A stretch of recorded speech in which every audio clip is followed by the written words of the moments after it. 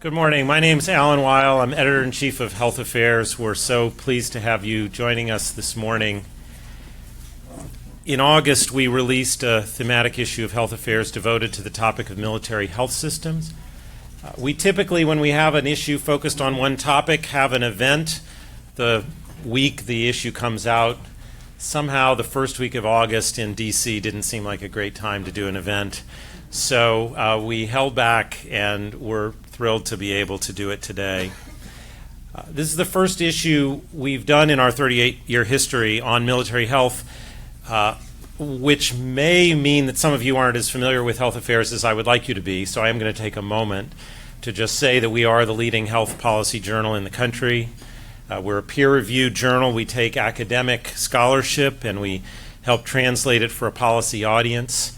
We have a monthly journal with about 20 papers each month. We have a very active blog with an average of 2 posts a day. We have millions of readers, and we help set the health policy agenda for the country.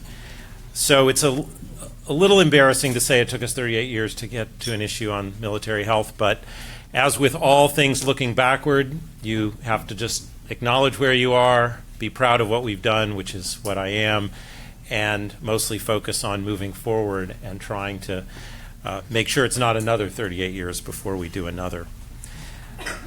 There are many reasons why we produce this issue. You're going to hear more about all of these reasons over the course of the morning, but I just want to tee them up briefly at the outset. First of all is just the scale of the military health system in and of itself. It warrants research and analysis and discussion and attention. It's one of the largest health systems in the world, not just in the country. And it's critical, and it has many complex elements, one of which we will be getting into in a little bit more detail in our first panel, which is its unique role of readiness. It's not just a treatment system, it's not just a health system, but it has to play a role in readiness that is not typical in healthcare and in health systems around the country. And that means we have to think about not just the system as a whole, but particular elements of it that are unique. So it certainly warrants attention in and of itself. It is also a system in the midst of transformation.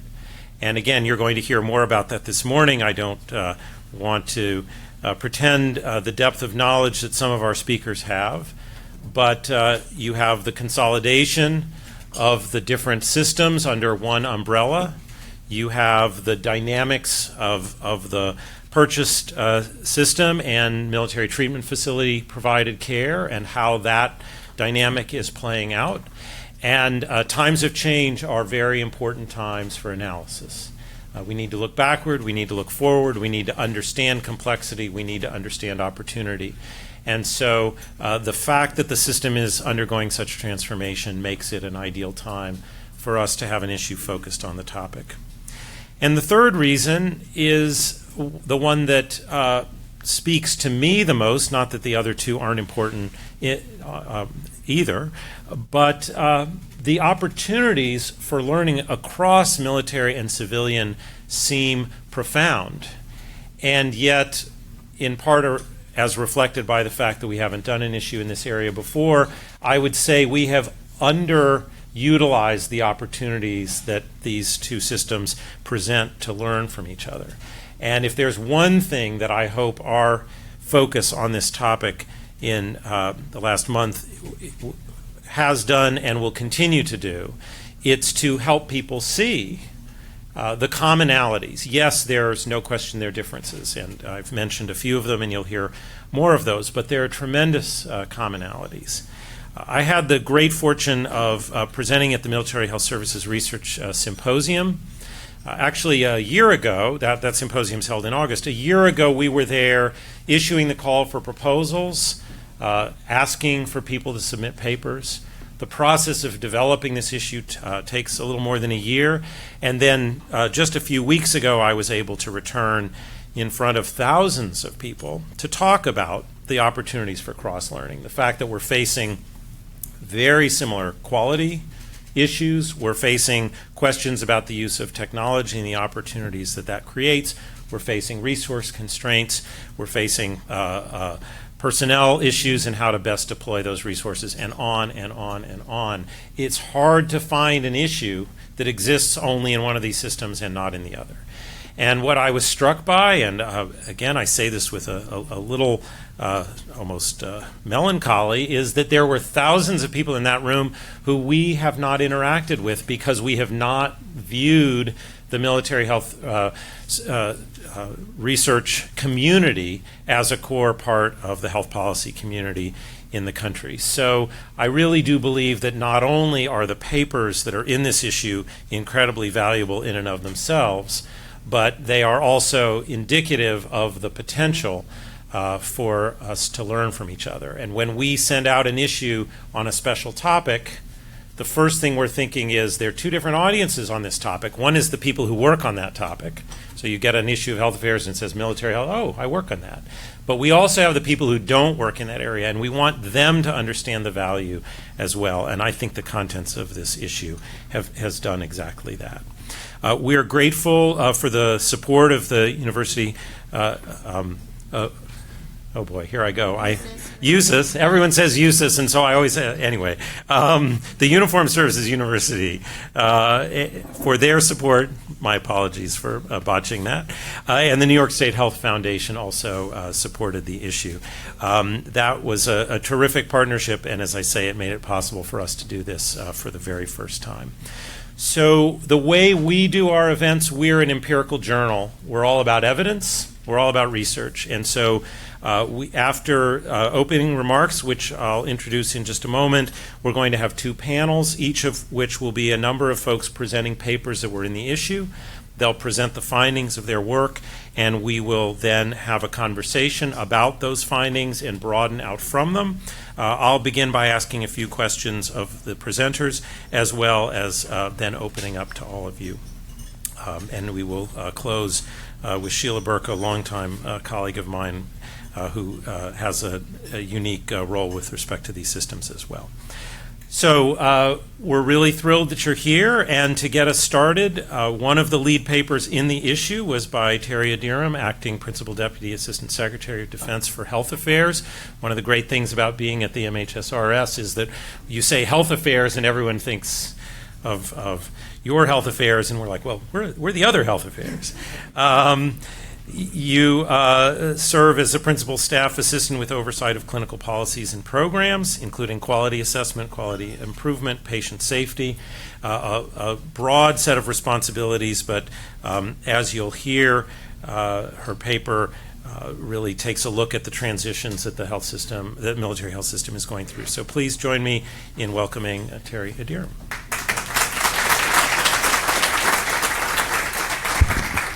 Okay, good morning, everybody.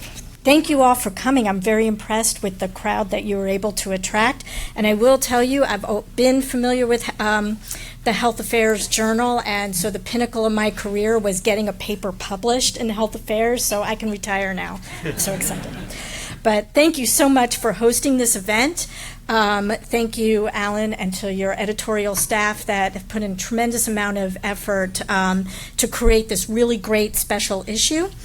I'd like to thank Dr. Art Kellerman for conceiving of this issue. Dr. Kellerman is Dean of the Uniformed Services University, and it's always great working with you, sir.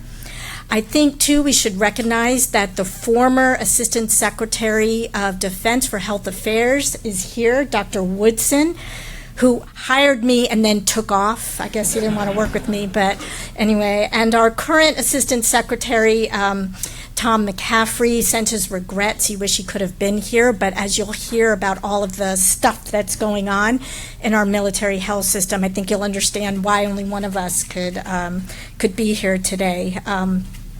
So my intention is just to take a few minutes to set the stage. I think most of you here know something about the military health system. Some of you know probably way more than I ever will know about the military health system, and some of you may not know anything. So I'm just a little bit of level setting here. I will tell you that when I go out in the civilian sector and talk to people I know, colleagues, other physicians, they usually ask me, oh, so you take care of veterans. They all think we're the same system as the Department of Veterans Affairs, and it's an educational opportunity. No, we're a separate department and we have a separate mission. So I hope that I'm able to educate you a little bit about how we're different than the Department of Veterans Affairs. But I will say we do work very closely with them because there is some overlap in what we do. Next slide, please. Oops, backwards. Oops. Where are we? Oh, okay, good. So this is the slide that I'd like to use to tell you a little bit about our healthcare system. It's really a complex, as Alan alluded to, complex integrated healthcare system that serves many purposes. It serves as a healthcare system to ensure that our active duty service members are ready for deployment and for their work, as a health plan for our beneficiaries, such as family members and retirees and their families. It provides education and training of our military providers, and it performs cutting-edge research, about $2 billion worth of internal and externally funded research. But it's not just the system of hospitals and clinics that you think about when you think of a health system. And as Alan has said, we have 49 hospitals and almost 700 medical and dental clinics. It's a huge number, not only here in the United States, but also globally as well. We manage a health plan. We don't call it an insurance plan. It's a health plan called TRICARE, where we purchase services out in the civilian sector to complement the care that we provide in what we call our direct care system, which is the hospitals and clinics. So through the TRICARE health plan, we provide care from about 800,000 participating providers all over the United States and globally. But our healthcare system, while we have pieces that are similar to the external or the commercial healthcare system, we're really unique in our mission. Our primary mission is to ensure that our uniformed medical providers are ready for military operations and that our active duty service members are in optimal physical health to do their job. So that's the primary mission, and that's why our hospitals and clinics exist, to serve as platforms to perform that training that our military providers require. Next slide. So I show this particular picture because I want to show you that it's even more complicated. Our governance is very complicated, and we're not like any other healthcare system. Kaiser can run themselves the way that they want to. They do have to follow laws and regulations, but we are also subject to a lot of oversight from multiple parties. So on the left-hand side, that's where I work in the Office of Assistant Secretary of Defense for Health Affairs, and we work for the Secretary of the Department. So we provide policies on behalf of the department, so we provide direction to the healthcare system, and we provide oversight to ensure that the components of the healthcare system are doing what they're supposed to do. We also provide that external face to Congress, which has a lot to say about how we do what we do. That was, I think, one of the most surprising things to me is how much they're involved with what we do, and I'll explain that soon. And we also are responsible for our appropriation and ensuring that we are managing our resources the way they should be. The other components of the healthcare system include the military medical departments of the Army, Navy, and Air Force, as well as the Defense Health Agency. And the Defense Health Agency is a newer player in our system, which I'll describe a little bit more. And our military medical departments, until October 1st of this year, have managed military treatment facilities, hospitals, and clinics. And we are currently undergoing a major transformation where these military treatment facilities will now come under the management of the Defense Health Agency. So we're consolidating right now. And then we also have the educational piece. We have our Uniformed Services University, which provides the support of our training. They provide medical education. They provide education not just to physicians, but to nurses. They have dental programs and for other types of provider that's important to our system. Next slide. So I want to direct you to one of the articles that if you want to know a great deal of detail about our history and some of the things that are bringing us here, I think a really nice overview was done by Tennelian and Farmer. And so I direct you to this particular author.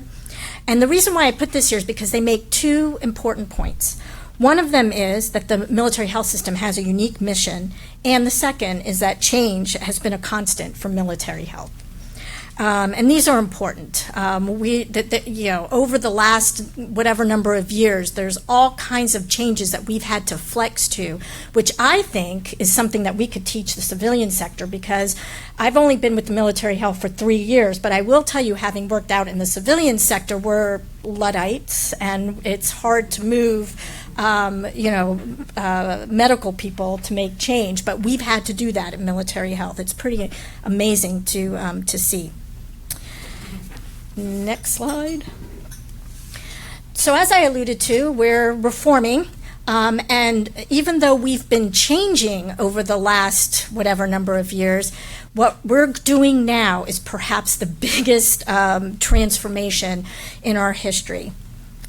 This particular set of reforms perhaps started in about 2016. The department had decided that we needed to reform certain areas. One of those areas was healthcare. So there was internal pressures to reform.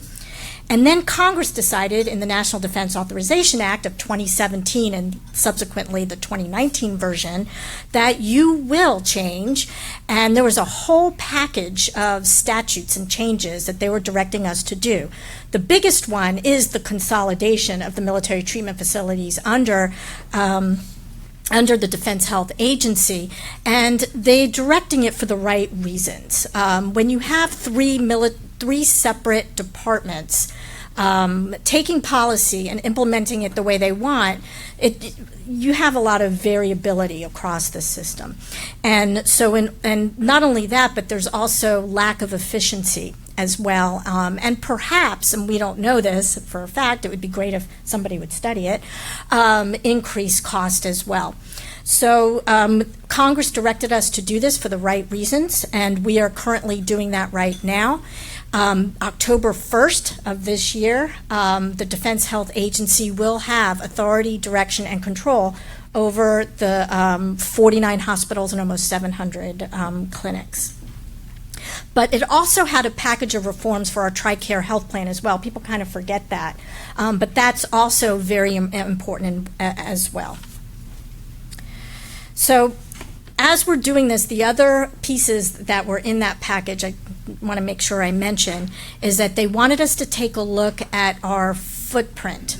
They wanted us to look at whether or not we have the right hospitals and clinics, if the academic centers need to be academic centers versus hospitals, whether the clinics need to be hospitals or vice versa, and whether or not we even need clinics or hospitals in certain places. So that's something that we're studying right now, so shaping our footprint, but also as we consolidate, looking at how we produce our providers, our generating forces, as well as what we need personnel-wise, medical personnel-wise, for future requirements of our military department.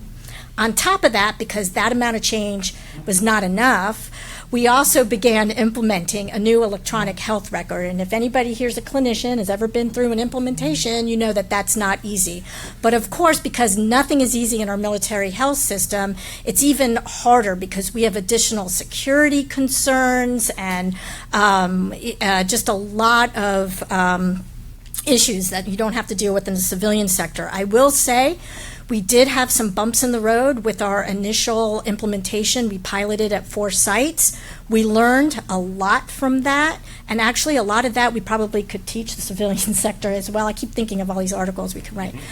And this past Saturday, we started our first wave, our Travis wave, and it's been really successful so far. They're all 4 sites that are in the first wave are using the system. We don't hear the same complaints that we did in the pilot sites. So fingers crossed, we're doing really well. And then soon we'll be implementing all the way across the entire system. So that's a good news story. So. But all of these changes are meant to support our national defense strategy and make us more agile, more efficient, and to modernize as well. Next slide. So now we get to the article that I wrote. What got us here? Why? What were the drivers to force us to change? I mean, it's not just Congress decided one day to write some legislation and they want you to change. There were a number of things that happened that are very interesting. And I really enjoyed writing this article because I got to look back in the history of the military health system to see what is it that got us to where we're going. So if we go back to 2001, there were, the aughts, I should say, there were a number of factors that really drove up our budget. We had a $19 billion budget. We're now at an almost $54 billion budget in 2019. That's an amazing increase. So what caused that? There were several factors. One of them is Congress said you will now provide a benefit called TRICARE for life. 60% of our beneficiaries are retirees. So that's a huge chunk of that increase. We had two conflicts during that time, so the increased demand for health care also contributed to that. The other piece of that is that healthcare costs, the national health estimate, was also showing that there was an increase above and beyond our gross domestic product. And it really wasn't until about 2010 that we were able to bend that cost curve. And again, there were several factors that impacted that. We had a recession, so for everybody across the United States, that also helped reduce costs. But also as well, we instituted a number of reforms at that time, one of which was in 2013, establishing the Defense Health Agency. And the original purpose of the Defense Health Agency was to manage 10 services that would be shared across the 3 military medical departments. And they came into full operation about 2015. And they had some successes, but there was some variability in their success. With some of the shared services, they did very well, like pharmacy, but some of the others, they weren't able to really achieve the efficiencies that they would have liked. And that's what got us to the NDAA 2017. Next slide. So just very briefly, there's a very busy slide. I work for DOD now, so we have very busy slides. And I actually detached the slide a little bit. But the way that the Defense Health Agency plans to manage the system is through a market-based approach. And they're we're creating, a set of markets across the country that is meant to improve access to care for our beneficiaries, but also leverage the civilian sector care. So if, for example, you're in a large market and you're a beneficiary, if you can't get care at the local MTF, then you should be able to get care in the purchase care and go back and forth. So that's the concept of the markets. So they're divided into large markets. Big metropolitan areas like DC would be a large market. Smaller markets and standalone MTFs, there are places in this country where healthcare out in the civilian sector is not easy to get. So we have to keep those military treatment facilities to treat our providers. And then lastly, we'll be standing up the defense health regions outside of the continental United States. I didn't know what OCONUS was until I worked at Homeland Security. But anyway, so that's how we're planning to do that. Next slide. So I was really pleased to hear Alan say that we could use our healthcare system to teach things to the civilian sector, and I think we could really serve as a great laboratory. There's 2 articles that I think illustrate how we can do that. The article on the right was a really interesting article that they looked at people within our system to look at whether or not there's racial disparities with CABGs, coronary artery bypass surgery outcomes. And what they found was, despite the fact in the civilian sector we see disparities between African Americans and Caucasians, They didn't find that in the military health system, which I think says something good about our system, that we have equal access to care. And I'd love to see more studies like this in our population. There's a very good study. And the study on the left describes, and I think you're going to hear more of it, so I'm not going to describe it, but it describes our experience being part of a surgical collaborative called from the American College of Surgery, called the National Surgical Quality Improvement NSQIP program. And it discusses our experience. I think you're going to hear more about that, but we've been a member of that for a good long time. We've seen major improvements because of this collaborative. We still have some work to do, but I think that too is a really good article that illustrates our experience. And then I'm not going to go into detail here because we have Dr. Woodson, who's going to talk about this very important topic in his article, Hutter et al., where they describe the tension between providing healthcare for beneficiary and the types of cases that are required to keep our uniformed providers with the knowledge and skills and abilities that they need for military operations. And I thought it was a really nice article that does that, and it's really important that we ensure the readiness of our medical care providers. And I kind of added this in here, that it may cost more to do that, but we have to be able to measure that readiness piece, why it's so important that we have these platforms, because what the skills and abilities that our providers need for military operations differ than what I do in the emergency department, even though I know my practice has benefited from the research and development that has gone on in the military. Next slide. Next slide. So lastly, I just wanted to leave you with something I wrote in my article. It's a vision for what military health could be. And that vision is that the military health system is an integrated system of readiness and health underpinned by a model of healthcare delivery that incorporates best practices, supports innovation, optimally prepares uniformed health providers for the battlefield, and is viewed as the global standard for military health and healthcare. And I think we do a lot of this already. So thank you for your attention. I'm looking forward to the panels. Enjoy the rest of the session.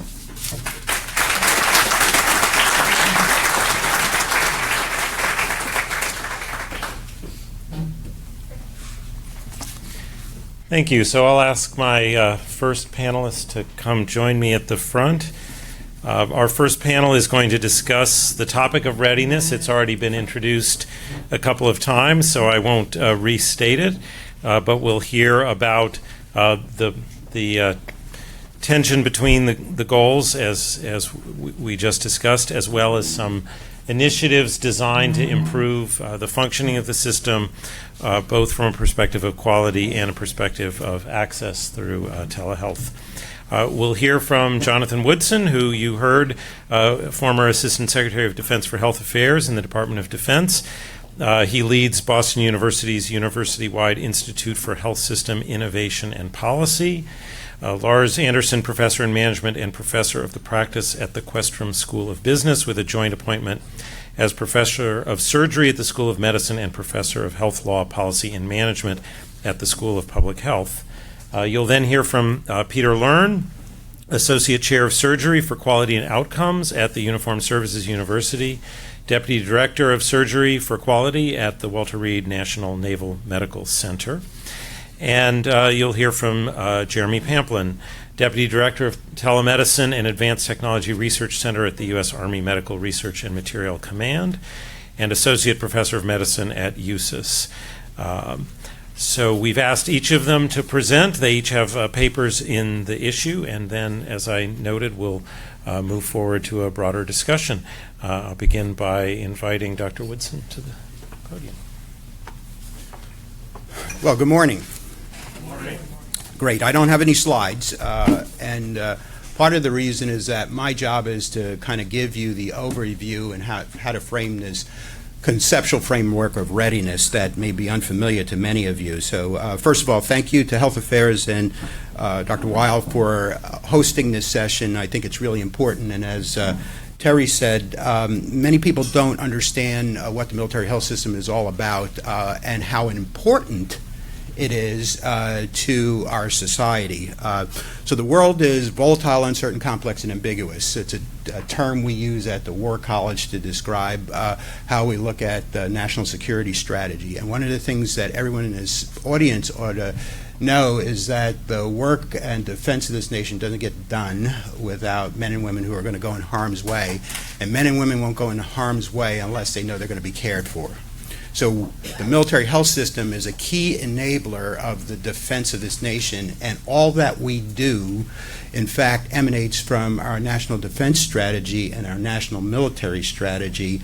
And that's why, if you think about what's gone on over the last 18, 19 years we've been at war, we've changed security strategy, military strategy, operational art, campaigns, tactics, techniques, and procedures, and even the enemy has changed a lot. And why would anybody think that medical care would remain the same? Now, if you translate this into the civilian sector, you need to also understand that there's all sorts of calls for reform in the civilian sector, right? It's a major issue in the presidential campaigns. We have constantly, almost for 100 years, talked about healthcare reform. So this is complex stuff, and when you marry the two together, in terms of national security strategy and defense strategy, military strategy, with all of the issues that relate to health care, you understand how complex it is to understand driving change and transformative change in the military health system. So thank you all for being here and being interested in this topic. The iron triangle that every health system in the United States and the world is trying to deal with are three things: creating greater access for the population it serves, improving quality, and creating sustainable systems. Sustainable systems from both an economic platform and a human resource platform. That is, the people, the professionals that are required in the system to drive and deliver health care. And so the military health system is no different, except it's got this other critical mission, which is be ready to deploy tonight, to go anywhere in the world to support that national defense strategy that I just talked about. And so that's the broad context that you need to understand what's going on in the military health system. The military health system was principally established to produce the medical force to act as that key enabler for the Department of Defense to carry out its mission to defend this nation, and by supporting the development of optimized medical care, that is, to produce medically fit soldiers, sailors, airmen, and Marine to do their job, go in harm's way to defend this nation, and to produce that ready medical force of providers that are organized into units of action, if you will, to go with those soldiers, sailors, airmen, and Marine to take care of them when they become ill and injured in deployed environments. You need to understand how complex that interaction is. Now, let me just say for transparency, putting out there, I think there's been a false dichotomy created between what the military health system does in terms of delivering beneficiary care and getting ready to deploy. You need to have providers that are actively engaged in clinical practice, and any kind of practice provides some degree of competency. But what is at issue here is a greater understanding today that what we are asking providers to do in the deployed environment is fundamentally different than what they provide in garrison or at stateside in our what we call our TDA hospitals, or the Walter Reeds, or the WOMACs of the world, the military treatment facilities. And what we've got to do is understand today that part of this is a consequence of how we've evolved in terms of health education and health systems. So if you go back 50, 60 years, there was far less specialization and subspecialization than there is today. And as a result, we've, in the military health system, have tracked that specialization and subspecialization and reflected that kind of care, which is a good thing. It's not a bad thing. But in the deployed environment, because there are other types of injuries, illnesses that we see, there's now a gap in the skills, knowledge, and abilities of folks to deliver care in that deployed situation. And we need to understand that gap, close that gap, understand that we need to develop specific training vehicles to close that gap. Now, remember I said before that the iron triangle is access, quality, and sustainability, and a human resource issue. One of the challenges that we're seeing today is that as we've talked about, we've got increase in subspecialization, so everybody is a mile deep and an inch wide in their ability, and it creates gaps. It causes problems on the civilian side. As I indicated, it's a growing issue for us on the military side. The question we have is, how do we use all of our human resource talent well? In other words, we really need to think about the issue of converting, if you will, many specialists to do what's needed in the deployed environment. And let me mention two other things that over the last 40 years, of course, we've seen a good thing, which is we have women who are 50% of medical school classes, and for us, it's been a lot more problematic to recruit and retain women in the force, which is an additional issue. The last thing I'll say, and I want you to ask me hard questions when we get to the panel issue, is that 62 to 70% of our ability to go to war medically is in the reserve. And we need to have some discussion about how we integrate AC, active component, and reserve component better to deliver care. Some of the decisions that have been made and have been developed as a result of the reforms have not considered how we need to also reform the reserve components and connect them to the active component to create this robust strategy to support the national military strategy. So I'll stop there and ask me hard questions.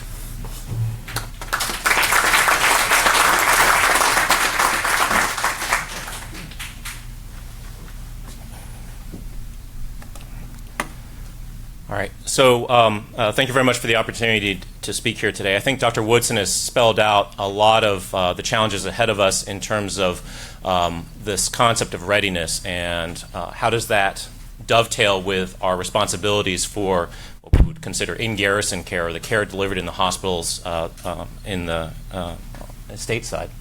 And from the standpoint of the providers, and from the patient standpoint, the quality of care that we deliver in those hospitals, our patients should not feel like they are guinea pigs in some practice system where we are using them to try to get ready for the skills that we need in a deployed environment. They should be assured that the quality of care that we're delivering in those hospitals is at least as good, if not better, than what they could possibly get in the civilian world. And so it is incumbent on us as a health system to prove that to our patient population. So that's kind of the genesis for why this is a readiness issue on top of just a value care issue. Next slide, please.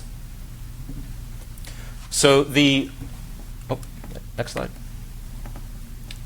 So our journey with surgical quality really hits an explosion with the MHS review that took place in 2014. And many of you who recall that will recall that there were some criticisms made of the system, and particularly in the way that we were addressing the quality of care. Not necessarily that all the care we were delivering was poor, but that we weren't necessarily accounting for it appropriately. At the time, we were already participating in a surgical quality improvement program sponsored by the American College of Surgeons. We had actually been doing that since the early 2000s, and it had gradually grown to the point where we had 17 hospitals participating, and they looked at the performance of those hospitals, and they realized that there was evidence that we were committed to care because we had a third of our hospitals actually participating in the program. But there were hospitals that had some prolonged periods of high morbidity or complications from surgery, and it was unclear whether we were really addressing that. So they came out with a number of recommendations from that. Next. So the recommendations, next, included expanding our participation in NSQIP to all hospitals, that the Defense Health Agency should partner with the American College of Surgeons to help us look at the question of how do we improve care, and finally, that we would have a working group coordinating all of these hospitals to actually assess the shortfalls for action. Next. And so our purpose was to kind of document what's been going on since that report came out. And we've been building a collaborative, and that collaborative has had multiple components to it. One is the actual NISQIP expansion, so getting actually now all 46 inpatient surgical facilities in the United States enrolled in that program. And that's been completed since 2018. We now have programmed meetings where we are actually working on educating the people who participate in that program, sharing knowledge to make sure that lessons being learned at one hospital are not being kept only in that single hospital. And we have been partnering with the American College of Surgeons to help facilitate those meetings, to bring in experts from the civilian world to help us with the issues that we're tackling. And we've been deploying site visits to go to hospitals to help them sort out where are the issues that they should be focusing on, but also to just help their leadership understand what the program offers and what we should be trying to achieve. So over the past few years since the MHS review, we have been executing on these different options. And we wanted to ask, are we seeing any return on that yet? Next slide, please. So as a data visualization, we just have a way of kind of looking at what we call odds ratios. So what are the odds that you're going to have a complication? And it doesn't take a statistician to see that when we look at the reports from 2015 down through 2018, we see a narrowing of that collection of odds, that there's a funneling, which is a good sign. That's a reduction in variation in the outcomes that are happening. And so in order to study this a little bit more rigorously, next slide, we basically evaluated both the individual odds ratios of participating hospitals as well as the aggregate odds ratio. And there's a few things that we learned from this plot. First, next. So if our odds ratio is 1, that's kind of this completely average hospital is the concept. And you can see that we've got a few blue dots above that completely average hospital, particularly sticking out there in the middle. Next. After that. And so the other thing to note, the yellow dots represent the later period, the period in which we've been working on this collaborative. Next. And you can see here that we now have a number of these yellow dots below the average, so outperforming the expectations for their facilities. And then finally, if we take a look at the very end, next, again, we can see that when we aggregate all of those hospitals' performance, the blue dot shows that we are not far off from that completely average performance. But the yellow dot, which demonstrates the efforts over a couple of years' time, shows that we're starting to move that dot lower, statistically lower, below that kind of average expectation. Next slide. And when we look at all the number of morbidities that we're actually focused on in the MHS review, mortality, morbidity, surgical site infections, urinary tract infections, pneumonia, and unplanned returns to the operating room, we actually see progress in 5 out of 6 of those, with urinary tract infection still being the outlier for us. So if we are able to say that this is an actual effect, so when we look at the numbers for surgical site infection between these two periods, there's an absolute change in events of about 0.4%, which doesn't sound like a lot. But when you start looking at the number of operations that we do in our system, and then you look at what the cost of a surgical site infection is, 0.4% times, say, 100,000 procedures, times about $25,000 for a surgical site infection being treated in the hospital, we start to look at about $10 million in savings. So that quality not only translates to improvement from a cost standpoint, but of course no patient wants to ever have to undergo those types of complications. And so from this information, we are getting a sense that we're making progress, that we're moving in the right direction. But I've just been focusing on 17 hospitals. We've got a number of additional hospitals that we don't know about yet. And so it's going to be incumbent on us to continue to reevaluate as we go further along to make sure that there truly is value being regained from this participation.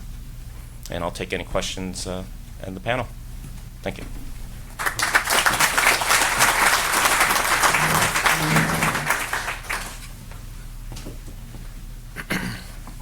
Good morning, everyone. Thank you, Mr. Weil and Dean Kellerman, also Dr. Rasmussen, who's not here today, for giving us the opportunity to be here and speak with you. Thank you to my fellow authors as well for the job well done that they did putting this together. I also want to thank the health affairs staff. They were just amazing in their assistance getting this together. So I always like to start my conversations with a question to the audience. How many people here are clinicians, taking care of patients before? All right, and how many of you who have your hands up, keep them up, if you have participated in telemedical services before? Okay, most of them are actually still up. And how many people here are patients? Okay, good. And how many of you have participated in telemedical services before?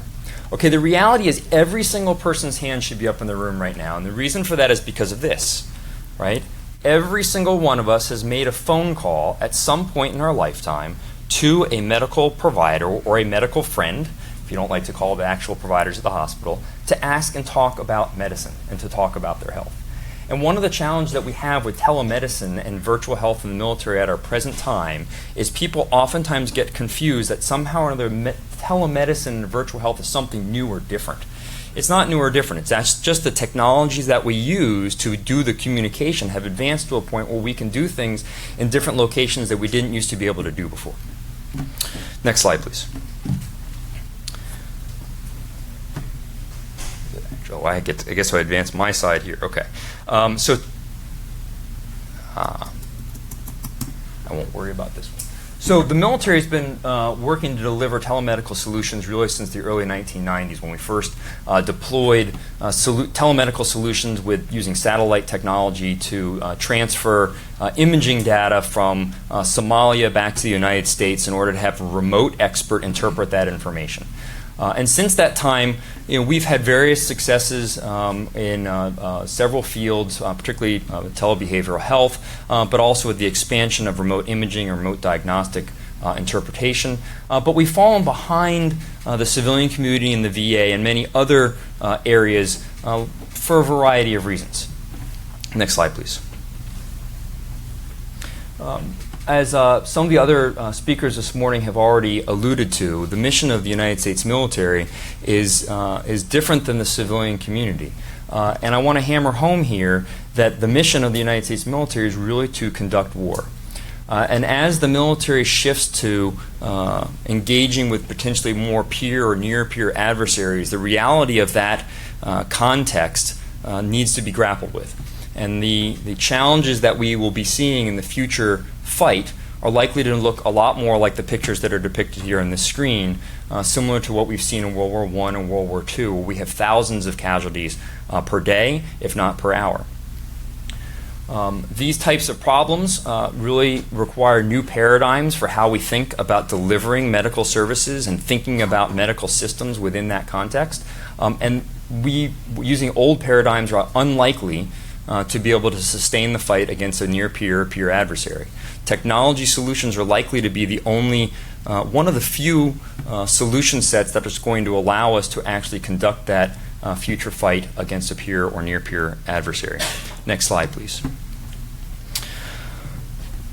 Synchronizing warfighter care using intelligent systems.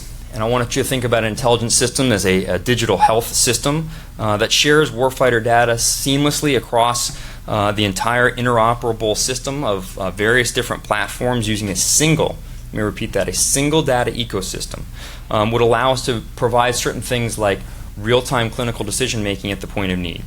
It could also enhance our situational awareness of the entire system status and offer new opportunities and new ways to think about how we consider quality of services and access to care. Next slide, please. The challenge that we have right now is that the platforms that we are currently investing in that mimic or closely resemble those of the civilian system or the VA system are not likely to be the ones that are going to be most applicable in an operational or deployed setting. The systems that we use in the United States assume things like ubiquitous and nearly unlimited bandwidth, continuous connections without any drop, minimal latency. If you don't understand these terms, that's okay. We can talk about them in a later time. But those are realities that will not exist on a future battlefield. The future medical technology solutions have to be able to operate in more resource-limited, and particularly technology resource limitations, that don't exist in the civilian setting.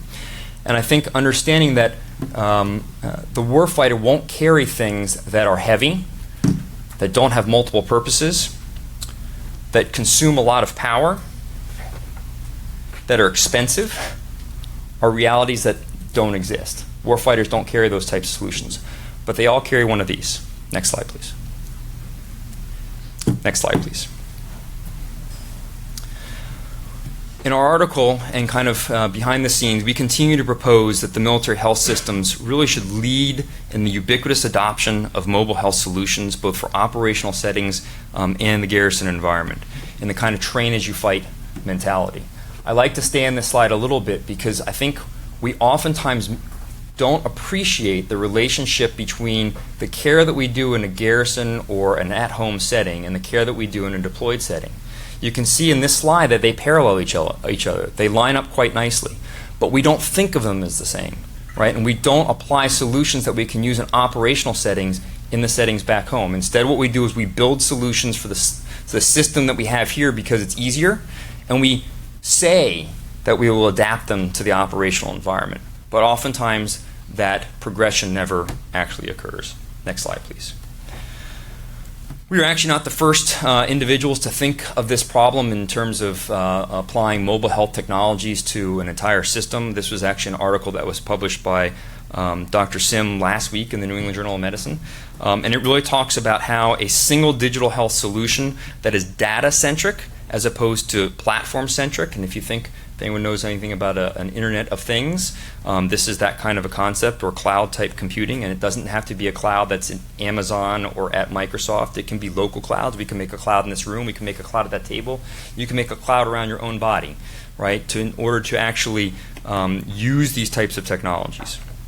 But that type of single data ecosystem that all of our health information gets connected to on an individual basis, and the system connects to you, vice you connecting to the system, could revolutionize how we deliver military health solutions. Next slide, please. The reality is our vision for using technology is really not that different than it was back in the early 1990s. Unfortunately, the expansion and adoption of these technologies has not realized its full potential, and largely that's because of culture, policy, and financing. Fortunately, the culture right now appears to be changing, and it's largely driven by the consumer. Consumers like ease of access, and they like technology to make it easier for them to integrate with the healthcare system. Our healthcare providers are still catching up to that, particularly in the military health system, but I think that part's changing. Unfortunately, many of our policies still restrict our ability to make this ubiquitous system interoperable across the entire spectrum, and that's related to the lack of funding between operational and garrison environments, challenges between cross-region and cross-service use of clinicians, interfaces between operational and garrison networks that aren't allowed to actually be made, and some of the challenges behind our acquisition process. Next slide, please. In order to overcome these challenges, of course, and ultimately develop the solution that we're talking about, we're going to have to develop new relationships between certainly the research community, the clinical community, the program managers that do the acquisitions, the policymakers, and largely the larger medical system at large. Next slide, please. And I think I will be taking questions on the panel. Thank you.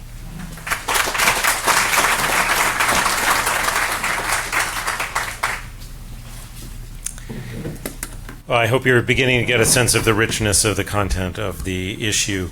As promised, I'm going to ask a few questions to get us started, and you all should be thinking about the questions you might have as well. I don't know if I'm going to succeed, Dr. Woodson, in asking the tough questions, but let me see if I can get us started.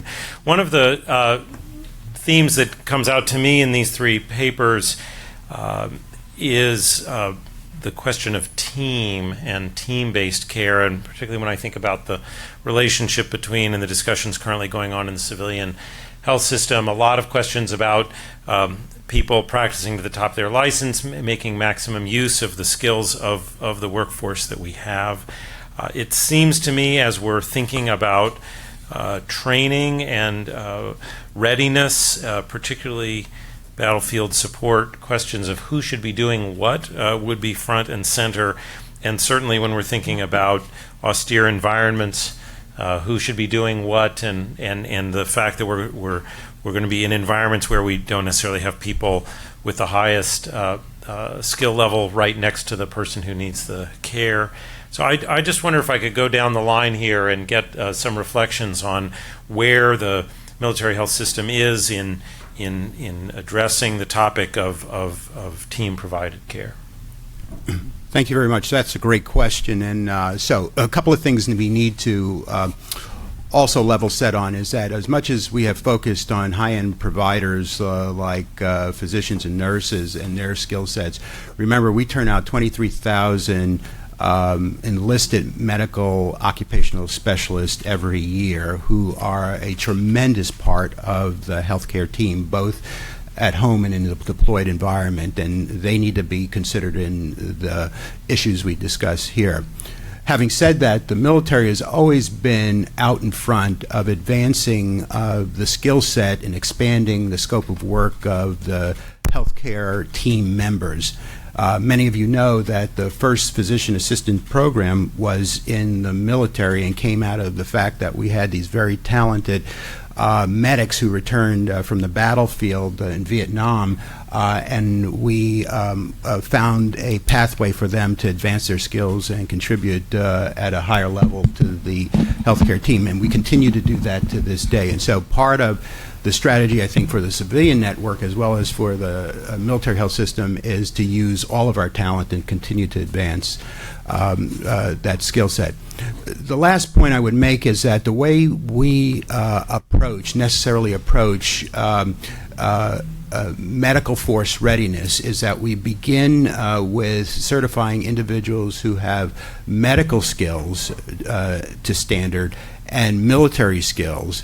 We then combine them into units of action for various echelons of care or various functions. We then certify those units of action through validation exercises and then mission orient them to whatever geographic area they're going to or contingency operations. So that's the broad strategy for producing the medical ready medical force. And each of those stages should have standards applied to them so that we're assured that we're getting the quality folks acting in quality teams to do the work that's necessary. Yeah, certainly from a surgical standpoint, and for better or worse, surgery is a major component in casualty care. The team-based approach is integral. There is no such thing, despite what any surgeon might try to tell you. They are not individually responsible for their successes or their failures. And so we rely heavily on well-trained and ready anesthesiologists, nurses, technicians, the people who support surgical services by cleaning the instruments. All of that needs to work well. And that is both a matter for ensuring that the quality of care we're delivering in the hospital is great, but we are currently working on decreasing even the footprint of our medical support services in this modern era. So we have 5-6-person teams that are going out to support forward deployed units. And we are really asking the question, are we assuring ourselves that we're still delivering as good a care as those warfighters deserve?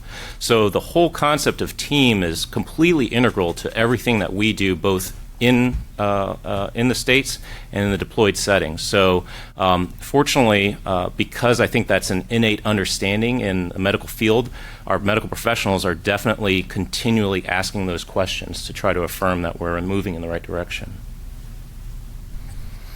I love this question. I think that the ideal scenario is that we apply teams and resources to optimize an individual warfighter's outcomes at all levels. The challenge that we have is not when we have the resources available in terms of expertise, skill sets, knowledge, evacuation platforms, hospitals. All those pieces are important, and when we can deploy them, we deliver the lowest casualty rate for all case mix indices for the recorded history of warfare right now.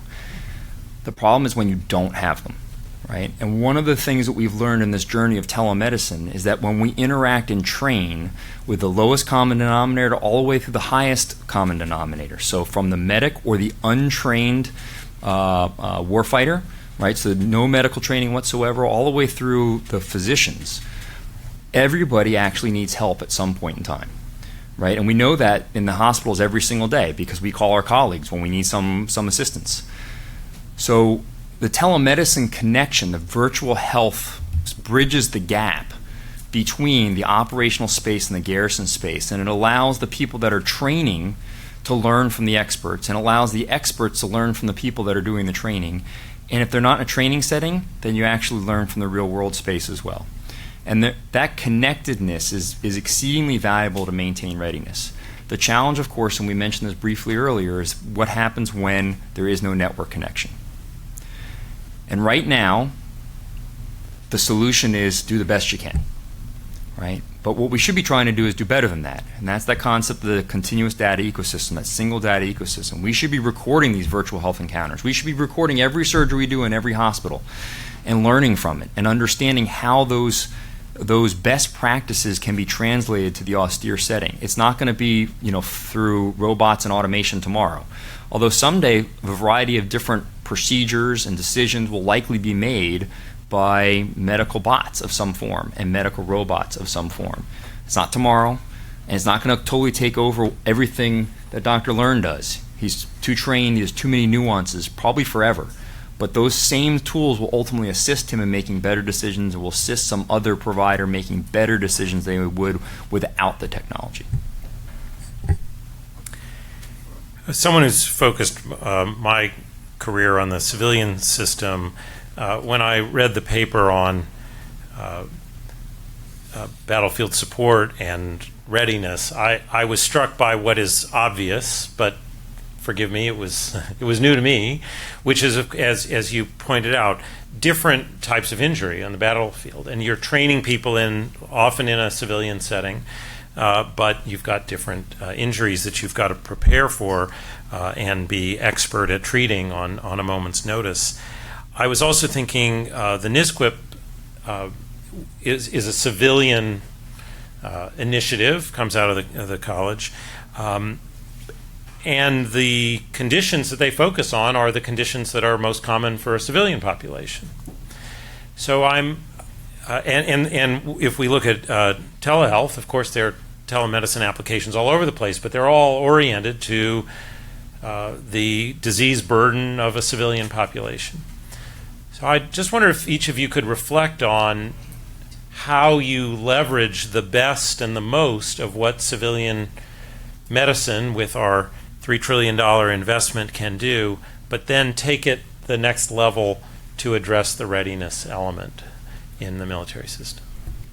Again, a great question. If you look at the history of military medicine, you will find that there's always been a flow of knowledge that is gained during the war years into the civilian sector for improvement. And you can talk about burn care, resuscitation, blood transfusion, specialty development, etc.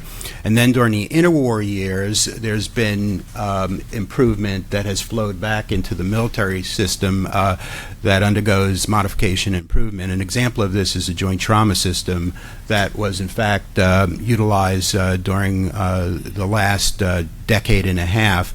A system that was based on, the optimized treatment of trauma patients promulgated by the American College of Surgeons Committee on Trauma, which was brought into the military strategy for rapid improvement in care across the echelons of care, which spanned all the way from Afghanistan back to continental United States. So the bottom line is there's always been this back and forth, which we need to continue. And so the final word I'll say is that in institutionalizing how we do this knowledge transfer, we do need to look at hardwired linkages with strategic partners in the civilian sector. So the American College of Surgeons right now has been working on a blue book which tells how to set up civil-military partnerships, which I think is going to be very important in the next stage of, again, addressing readiness and skill gap development. Yeah, I think when you look at the hallmark injury of the wars in the Middle East recently, complex blast injury, there is no civilian training program that is going to expose you enough to that type of injury. And we've recognized that for a while, that you aren't going to experience that scenario in the civilian environment or in a military hospital. So we've actually undertaken a project to try to deconstruct what are the skills and knowledge points and what are the abilities that you need to have to be able to handle those types of injuries. And we deconstruct the different elements: your ability to manage a ventilator, your ability to actually perform an operation, your ability to manage a team, which is actually probably one of the most underrepresented aspects of that care. And when you start to deconstruct it in that way, you can then find the analogies to what we do on a day-to-day basis stateside. And you can say, well, if you're doing this much of this type of care, you're probably going to be okay when you get faced with an injury that you simply can't truly prepare for. So that has been an integral component to trying to reshape the way we look at the readiness of our professionals as they deploy. I think Dr. Learn hit kind of the nail on the head at the end of that, which is we do not know what the next war is going to look like. And there's no way to prepare for it in reality. The next signature injury pattern is going to be different than the last signature injury pattern. There's likely to be some overlaps in certain places, but it's not going to be the same as it was over the last 15 years or the same as it was in World War II or whichever war you want to compare ourselves to. So what we need to do is we have to learn from the civilian world how to become a learning organization, right? And we have to become flexible, right? There are some fundamentals and some principles that certainly exist, but the ability to pick up on new patterns and be creative and to adapt the technologies that exist in the civilian space to the operational space is kind of the sweet spot. Particularly when it comes to, I'm going to speak more on the technology side now, there are again, clearly some investments that we are making now that look very civilian in our MTFs and in our operational spaces that won't likely work in a deployed low-resource environment. An example is if you want to take for telemedicine high-definition video, right? It's a nice idea. There are certainly applications that will be valuable in a deployed setting if you have a stable environment and a stable network and all those other kinds of things. But if you build a paradigm around that, it's not likely to actually translate to the places that we need it. So we need to learn best practices, and I think the concept of minimum, better, best, which has been largely taken from the Special Operations Forces community with what we call prolonged care or prolonged field care. The best level is what we learn from our civilian colleagues often, and vice versa. It's the garrison-based care. There's a minimum amount that we need to be able to provide, basically with very limited or no resources, and there's some place in the middle, and that's the negotiation in the learning space.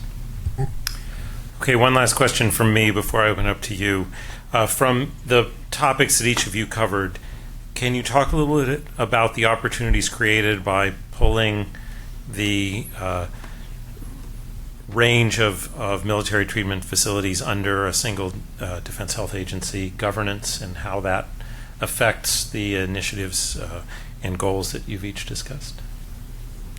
So I'll just point to one, is that when you have a single entity that has authority, direction, and control of these major costly entities, you can actually develop more enterprise management, and more importantly, you can develop priorities for investment. So of all the things we've talked about, and understanding that nothing stays the same, organizations have got to decide where they're going to put their money and their resources to meet the imperatives of, let's say, the national military strategy and where we need to go and potentially prepare for.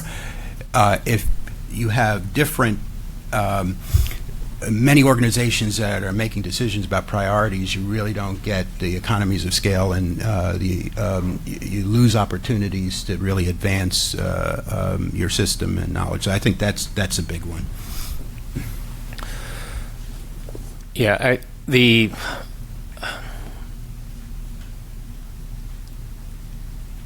So I can tell you there are plenty of times when we have thought that there were ideas that we needed to move forward with that get stymied by the inner connected bureaucracy that comes from having the multiple services involved as well as DHA. So from a quality standpoint, the idea of standardization, of coming up with a common process, and then studying how to move that process slightly one way or the other in order to improve outcomes is a lot more straightforward when everybody's falling under the same marching orders and under the same umbrella. So I think from a quality standpoint, outside of some of the upset and disruption that's going to cause in the near term, it's going to allow us to get a lot further in terms of standardization.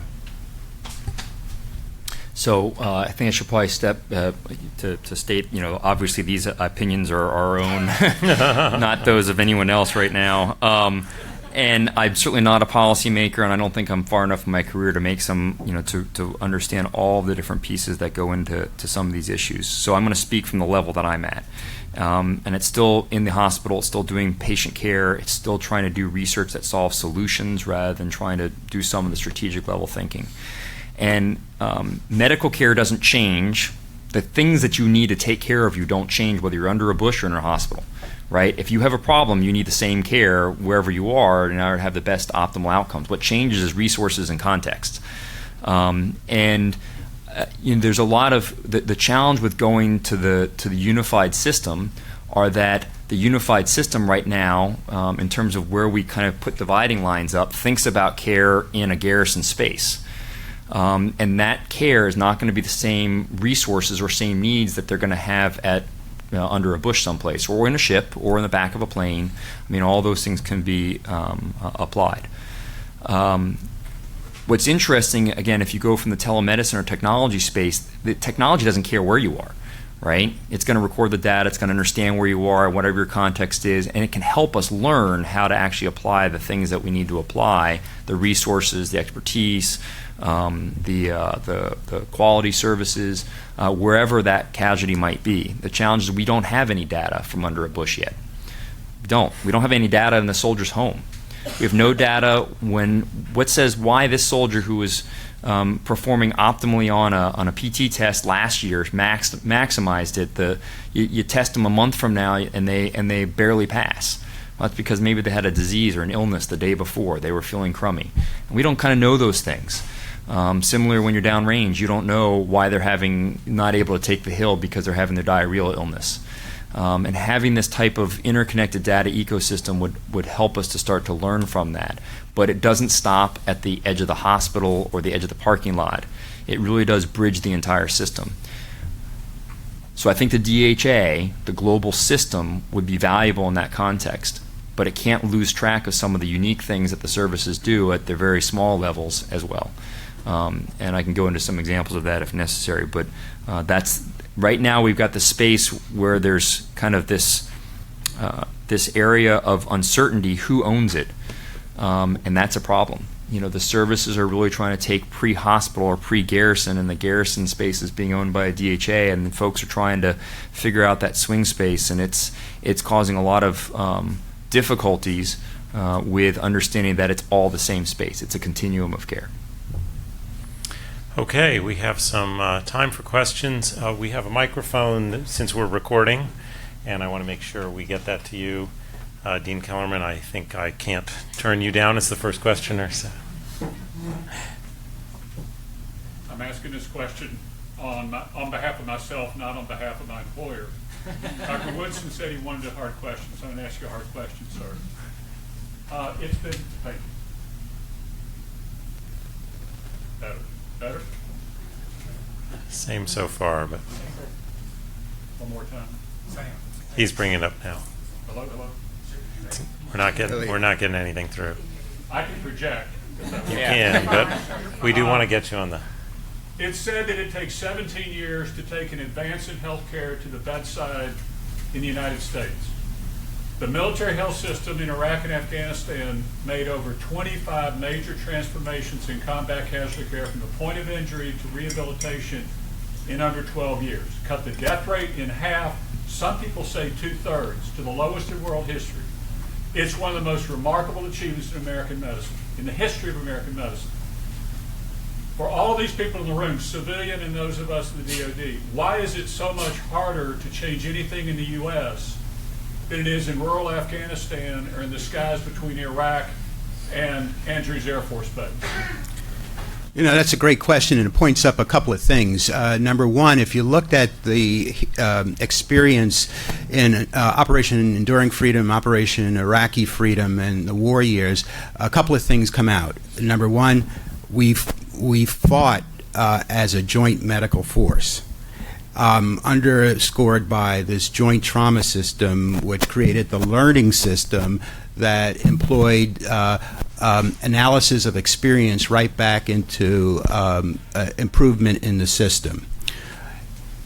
When you talk about a joint force, and this gets back to the relative merits of a defense health agency, is you've got unity of effort, basically, in that system, and you own it all. Now, what has been so problematic and interesting is that in the civilian sector, of course, many systems don't own it all. You have more and more docs work for systems, but generally you're dealing, in many cases, with private practitioners. You're dealing with pharmaceutical companies that make some supplies, insurers, et cetera, et cetera. There are a lot of subsystems that are what we call microsystems that are not aligned to get the immediate and the expedient result. What is interesting for us as a lesson is that we should be taking a step back in the military health system and say, we own it all, right? All of the doctors at a certain grade get paid basically the same thing, and we own a lot of that. And what we need to do is just take a deep breath and say, we can actually replicate the expeditious change that we need, and actually set the standard for how you do change for the rest of other health systems by just saying we own it all, and get some of this other noise about sort of whose cheese you're moving, so to speak. To the point that was made about this this space that's being created between sort of garrison care, or some people call it beneficiary care, and the operational environment. That's why I started out my comments by saying it's a false dichotomy, basically. What we really need to do is understand how we build the programs to close the gap, because we're going to have to use that same talent across the board. And we haven't talked about the reserve components and how that figures in, but there's an easy answer to that when people understand that we own it all. Let me just stop there. Yes, sir. Do you That was a great response to that. I wanted to add in one other piece, though, and I think it's important to highlight for the room the advances we're talking about right now. Trauma care is really important. I will never downplay that. It's been my life for a long time. I'm very invested in improving trauma and burn care. But in the reality of the future fight, right, it is probably a small percentage of the problems that we're actually going to be facing, right? Disease non-battle injury remains the 85% problem. It's the gorilla in the room, and because of that, the complexities around those problem sets are broader in many ways than they are around trauma. Trauma usually has a beginning, sometimes a very definitive end, and then there's a tail out there. And we can build systems around trauma a bit easier than we can some of the other problem sets. What we need is, again, paradigm shifting perspective and understanding that we need to understand health, and we need to be proactive in our engagement of health to prevent the casualties, to prevent the injuries, to prevent the problems, make the warfighters more mission successful, because that will decrease the trauma in the first place. We still need to invest in trauma care, because the military remains the primary investor in trauma care, and no one has a greater mission than the military for improving trauma care. But I do want to just highlight the complexity behind the other 85% of the problem that we often forget about when we talk about joint trauma system and the last almost 20 years of war.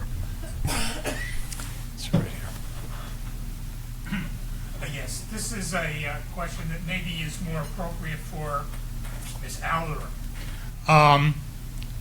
if she's still here, or perhaps the commission officers on the panel.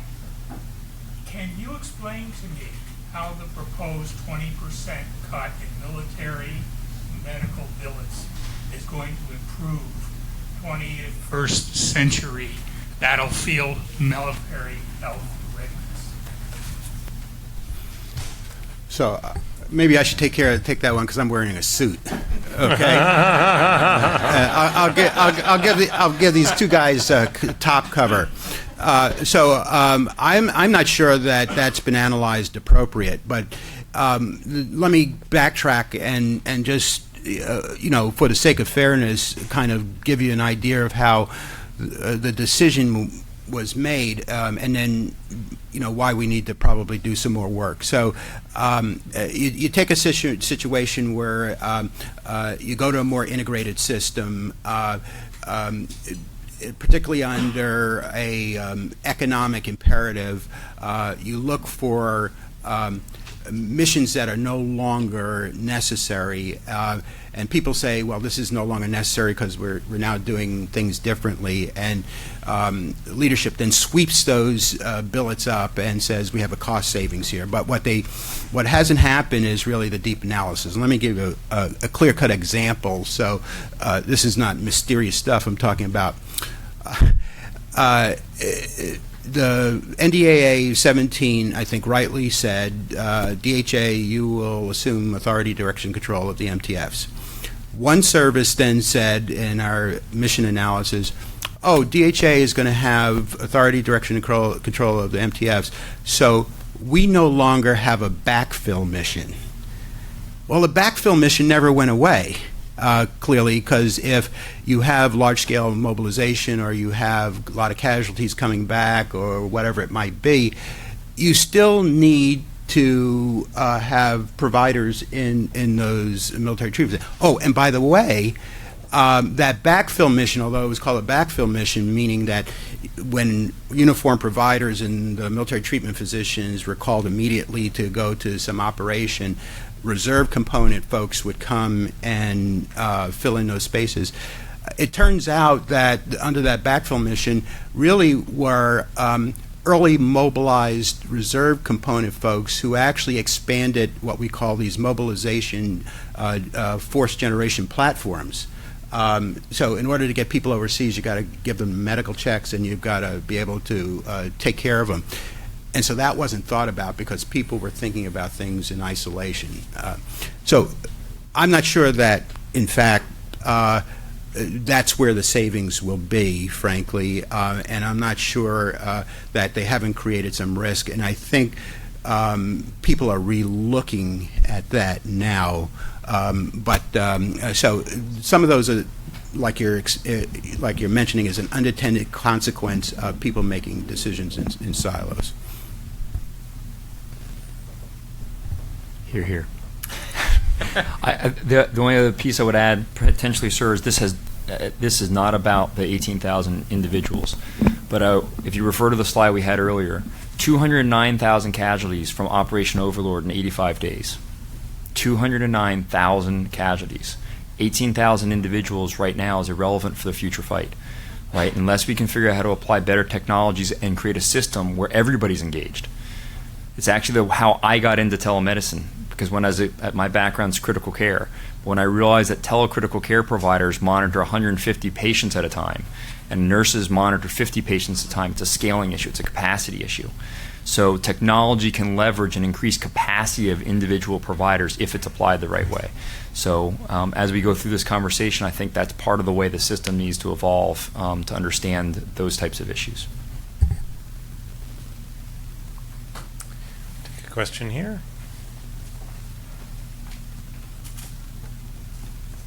I'm Dr. Pamplin. I'm a board-certified general internist, and I worked for 12 years as a civilian GM, civil service, in the military system, 7 years in Fort Belvoir, and 5 years at what was then Naval Hospital. And I have, well, first question, the electronic medical record. A big problem in the active duty service is continuity of care because the doctors are constantly moving and the patients are constantly moving. And I went from paper to CHCS to, I forget what it was called, but it was dreadful. Yes, all Texas. It was dreadful. We had to develop all kinds of workarounds, and it didn't give it well. It was terrible. And I hope you consulted physicians with the new system, and it's about taking care of patients and what they have and what you think and what you do, and not metrics. So why don't we Okay. put the question there, and I'm going to actually amend or add, because Dr. Pamplin, you did talk about sort of the various size clouds, and there is sort of the risk that if everything is a cloud, then everything is collecting data for the cloud. So how do we make sure that the data collection is focused on patient care, which I think is really what the question is about? I don't think any clinician in the room will disagree that electronic health records are challenging. They weren't developed by clinicians. They weren't developed by the individuals that are providing care, and none of them that are currently in existence match that model. Right? They've all been developed by other organizations with some clinician input, but not really by the clinicians. There are research areas that are out there that are trying to make that better, but we still have a long way to go.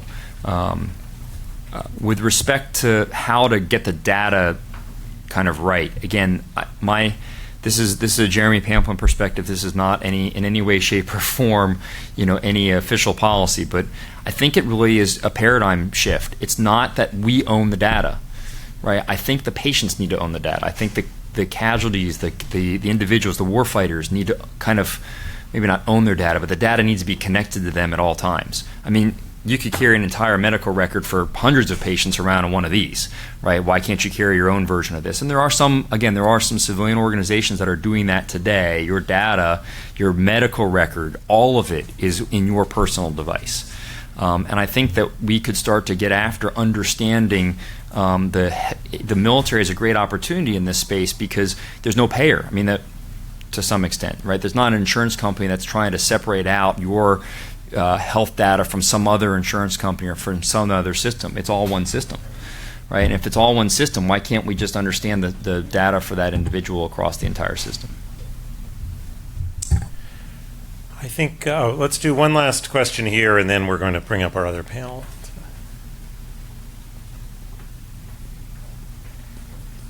Thank you so much for everything you do and for sharing so much with us so we can continue to make a difference to the vision and mission. I was curious how you're in connection with all the clinical and operational excellence that you're focusing on. How do you measure and monitor patient experience, and then also how do you bring the family caregivers in, right, or the family members when an episodic event or a soldier is injured? So how do you get to that whole experience with them as a part of the collaboration team, whether it's directly in their hands or it's then because you have to take care of them and that's really with the connected communication? Yeah, I think the ability to hear our patients and hear their families' concerns is a constant challenge to get to where we want to be. We're fortunate that we have a lot of resources that are geared towards especially the wounded warrior population, but perhaps not the same types of resources to the rest of the beneficiary population. And so you'll see that it's often easier to kind of marshal some of that for the wounded warrior. And some would argue that's appropriately so. Now, like any other health system, we have patient satisfaction surveys. We have different programs that are intended to help improve communication and programs that are intended to help us really make sure there aren't barriers, what we call healthcare resolutions, where we actually have, it's not a lawyer, it's not risk management, it's just someone there to help make sure that there's clear communication. But I think every health system faces the challenge of trying to make those services available. Again, it gets down to where are you going to invest your monies and how are you going to prioritize that care. We do benefit from the fact that we have a very common connection with our beneficiary population, and that lowers a lot of barriers to communication. And I think when we start talking about things about disparities in care, that's one of the factors that probably lowers some of the disparities in care that we see, is that natural connection that often is felt between the providers and the patients.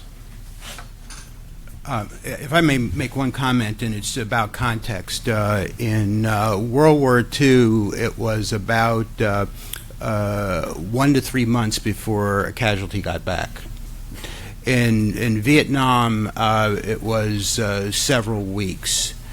In OEF and OIF, it was days, 72 hours. And the reason I'm bringing that up is because part of the issue in responding to patients and families has been that the bar has been constantly moved, and that's okay, meaning that if a casualty gets back sooner and they're at a higher critical level of care, the stressors on the family become much greater, and we've had to respond to more services to wrap around the casualty. One of the most moving and impressive things I did as ASD, and when I wore the uniform also, was to go and visit casualties in the hospital and look in the mother's eyes or the father's eyes while they were still in those very critical and desperate conditions. And you learn clearly how much you're responsible for in terms of delivering services to make that individual and that family whole. So that's a broad comment, but what I want you to understand is that as much as we've got a lot of work to do, the goalpost is being constantly moved and requires more of us to deliver the types of care and services that are appropriate for the entire family unit, not only the individual. Well, I hope you agree this has been an incredibly rich conversation. Please join me in thanking our terrific panelists here.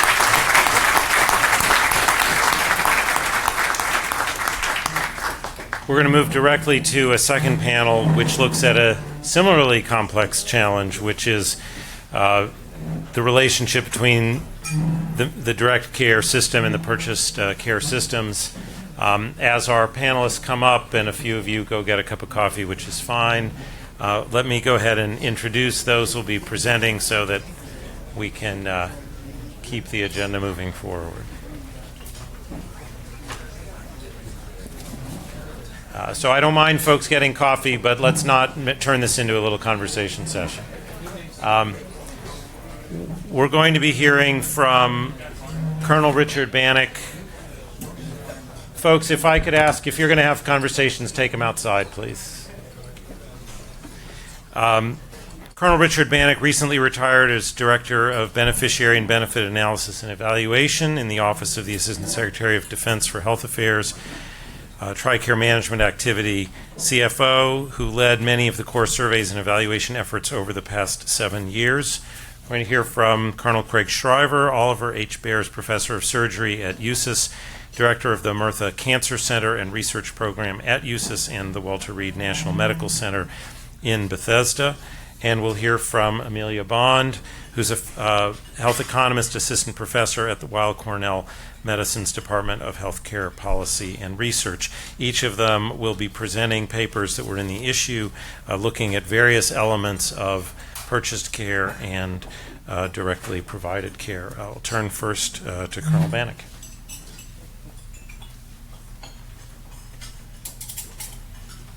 I just have to see first if it's my eyes or these are both focused now.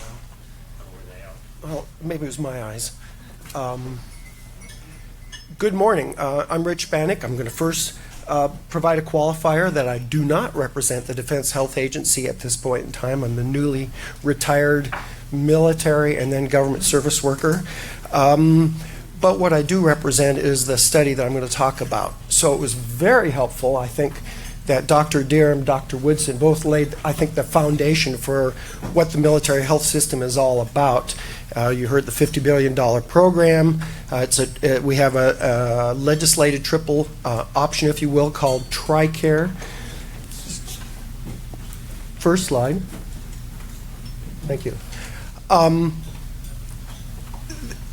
the original legislation enacting TRICARE was about a triple option, an HMO-like benefit called Prime. A lot of focus from the indemnity product we used to provide in the 60s, 70s, and 80s called Champus. For those of you that have been around Dan Blum, you've been here forever. That changed from an indemnity product, indemnity-like product, legislative benefit, of course, to a HMO-like benefit called Prime, an indemnity benefit that remained called Standard. TRICARE Standard was like the old Champus, and then a cross mix with Extra, where Prime networks that were established for the Prime benefit, which guaranteed access and all that, and contractual relationships with providers, were available to those standard indemnity beneficiaries to use and gain a discount, if you will, using these preferred provider organizations. So I think Dr. Woodson started us off with talking about, if you will, the iron triangle of healthcare: cost, quality, access. He changed the cost into sustainability. I absolutely agree. Cost is an aspect, and I think one of our colleagues is going to be talking about that. I'm going to talk about the access piece to this. So in general, the focus, I'll say one of the trends that I see, or one of the underlying themes here, is on analysis of variation, analysis of negative variation, but also we should be thinking about the analysis of positive variation, that where the standard of care, the standard of access, the standard of practice has actually been exceeded, and why that is happening. So I'm going to talk about the access piece, and specifically focusing on what was then, prior to 2008, the non-enrolled part of our population. So we have 9 million, 9.4, 9.5 million beneficiaries. About 5 million are enrolled in the Prime HMO-like benefit, with 75% enrolled in the MTFs, the other 25% downtown and purchase care. About 2 million of those 9.4 million beneficiaries have Medicare, and by virtue of having paying for the Part B premium, have TRICARE for Life that comes in and sustains them with the rest of the benefit. So there's a segment of about 2 million beneficiaries that we've had for a number of years that use the indemnity product or use the preferred provider arrangements. And that's what the study is about, and the legislation guiding it. So next slide. So I've just given you the last two backup slides. Next slide, please. Let's go forward one. Okay, so back in 2004, and then subsequent legislation in 2005, 2006, 2007, 2011, 2012, the Congress has asked the department to focus not on that Prime benefit, which I think we're going to be discussing a little bit in cost, with respect to cost, but on those non-enrollees. The attention in TRICARE in 1994 and 95, when it was invoked and deployed across the United States, was on this HMO-like benefit. Oh, is that my clock? So the issue here is the Congress received word from beneficiaries, from providers, that maybe while the focus of attention was on the HMO-like benefit, maybe there's an issue with respect to access to care for those non-enrolled people. Those are people that could use or didn't have to use the TRICARE indemnity or preferred provider arrangement because they weren't enrolled, but they were eligible by virtue of their position within the military system, retirees, family members of active duty, etc. Whether or not there was an access issue, and if so, what was causing that access issue, if there were problems with that. So somehow we jumped, I think, but go back. Go to the beginning, please. Keep going. There you go. So due to the complaints, legislation. The legislation called for a survey of civilian providers, which was new for us because we had to get special dispensation from OMB and all that to survey civilian providers who are not part of our military health system. The legislation was subsequently amended to focus on our beneficiaries, and together these collateral surveys we designed to, if you will, triangulate areas of unfavorable variation, areas of problems across the United States. Okay, so I'm going to talk about two different surveys focusing on non-enrolled beneficiaries, Captain Beasley, the non-enrolled, okay, and the provider survey and the beneficiary survey, right? Both of them are benchmarked. The beneficiary survey is benchmarked to the Consumer Assessment of Health Plans and Providers, CAPS, out there, right, used by most health plans in America that want to get accredited or paid or get that Medicare 1%. And then the provider survey, which is our own unique instrument. The best we can do to benchmark it is to look at Medicare surveys or some others that have cropped up along the way. Next slide, please. Oh, so I just want to say, okay, real quickly on Exhibit 2, it's in the paper. Most of our beneficiaries use network providers. They're the ones that we have regional managed care support contractors. They manage these networks. They have payment arrangements with these providers. If our non-enrolled beneficiaries use these providers, they can do so at a 5% discount. They can get better access, all that. Most of them do use it, even for these people that are not the prime beneficiaries who are guaranteed to certain access. They just know, go to these. Next slide. And then basically, the results of what we found over time is that for the most part, about 70% of our civilian providers accept TRICARE in one form or the other. For the most part, our beneficiaries have favorable access to, always or usually getting access to a certain provider, a desired provider, not just any provider, and the ability to get an appointment. All right, so you triangulate these two aspects, and we can find out that in general, the percentages here, we do okay. But you know the real issue is on variation, and that's where we found out. And the variation had to do with whether or not our providers and our beneficiaries are trying to access or provide care in these prime service areas, or whether or not they're doing it in a non-prime service area. And so you can see the percentages there, but in general, we can triangulate this. And then what we can do with this information is actually provide to our contractors, our regional managers, our MTFs, specific domains, specific areas, whether it's primary care providers or specialists. Our specialists tend to say that they will accommodate TRICARE more than primary care providers, but it differs by area. So geographic variation, provider type variation, in particular for the military health system, mental health, lower acceptance of TRICARE patients. When we compare this to civilian studies, the Merit study in 2016, they said they found the same thing, that mental health providers were less accepting of Medicare and Medicaid. Our beneficiaries their health care is reimbursed based on a Medicare reimbursement model, so we can see some comparisons there. Next slide. So I'm going to show two slides in a row. One here is on, I think, primary care, it is, and the other one is on specialty care. Basically variation, geographic variations. We break our provider and our beneficiary response, we combine them, and then we break them into three tiers. Those that always have access, or those who always accept TRICARE, as the top third. Those who seldom have access, those who seldom accept TRICARE on the bottom third, and those that have mixed results, right? They could be average, they could have some favorable, some unfavorable. And so what you can see is the dark area, which are in the lower groups. We stratify this by what was called prime service areas, the non-prime service areas.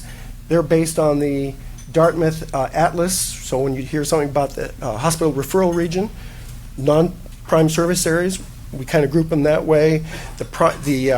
We use hospital service areas as an analysis, and we do that so GAO, when they audit us, and they're on their fourth audit now in the last 10 years, can see that we're not gerrymandering our domains. Prime service areas are defined by legislation and the services, DHA.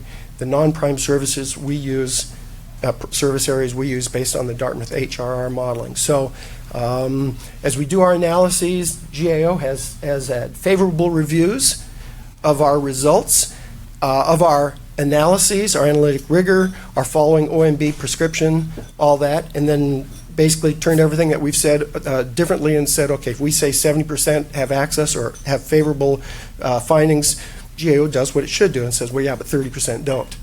Okay, so they've used our data and have reported it. So with that, I'll turn it over to, that's that particular study. Variation. Thank you.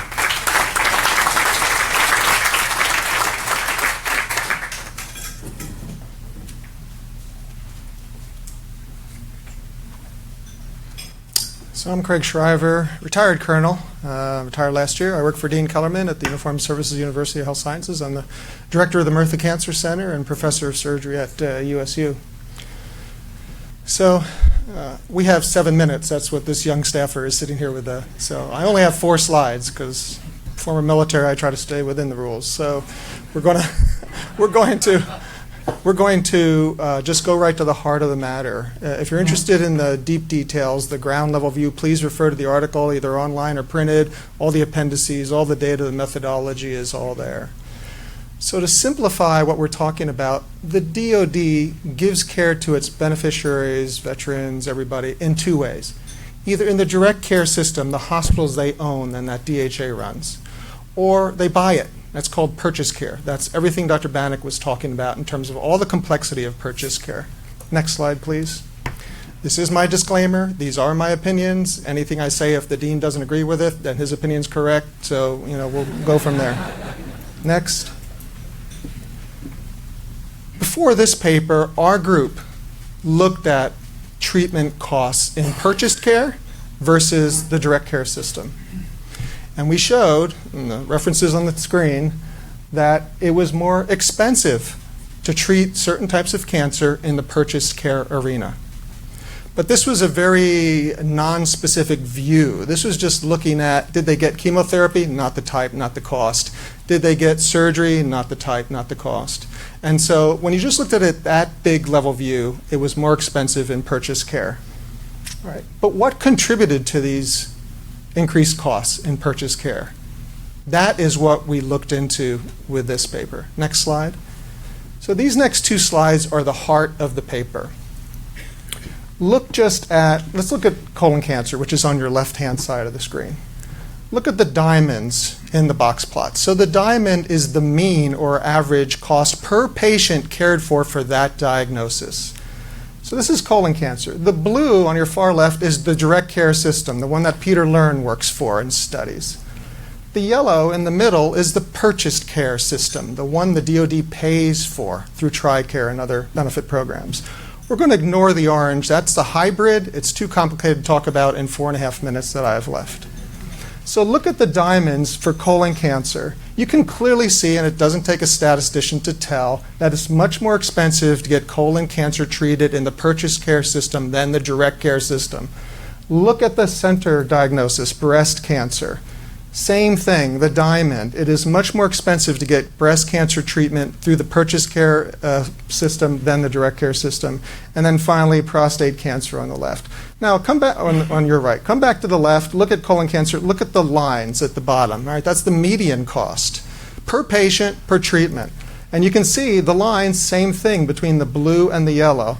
The median cost is much less in the direct care system than in the purchased care system for breast and colon cancer.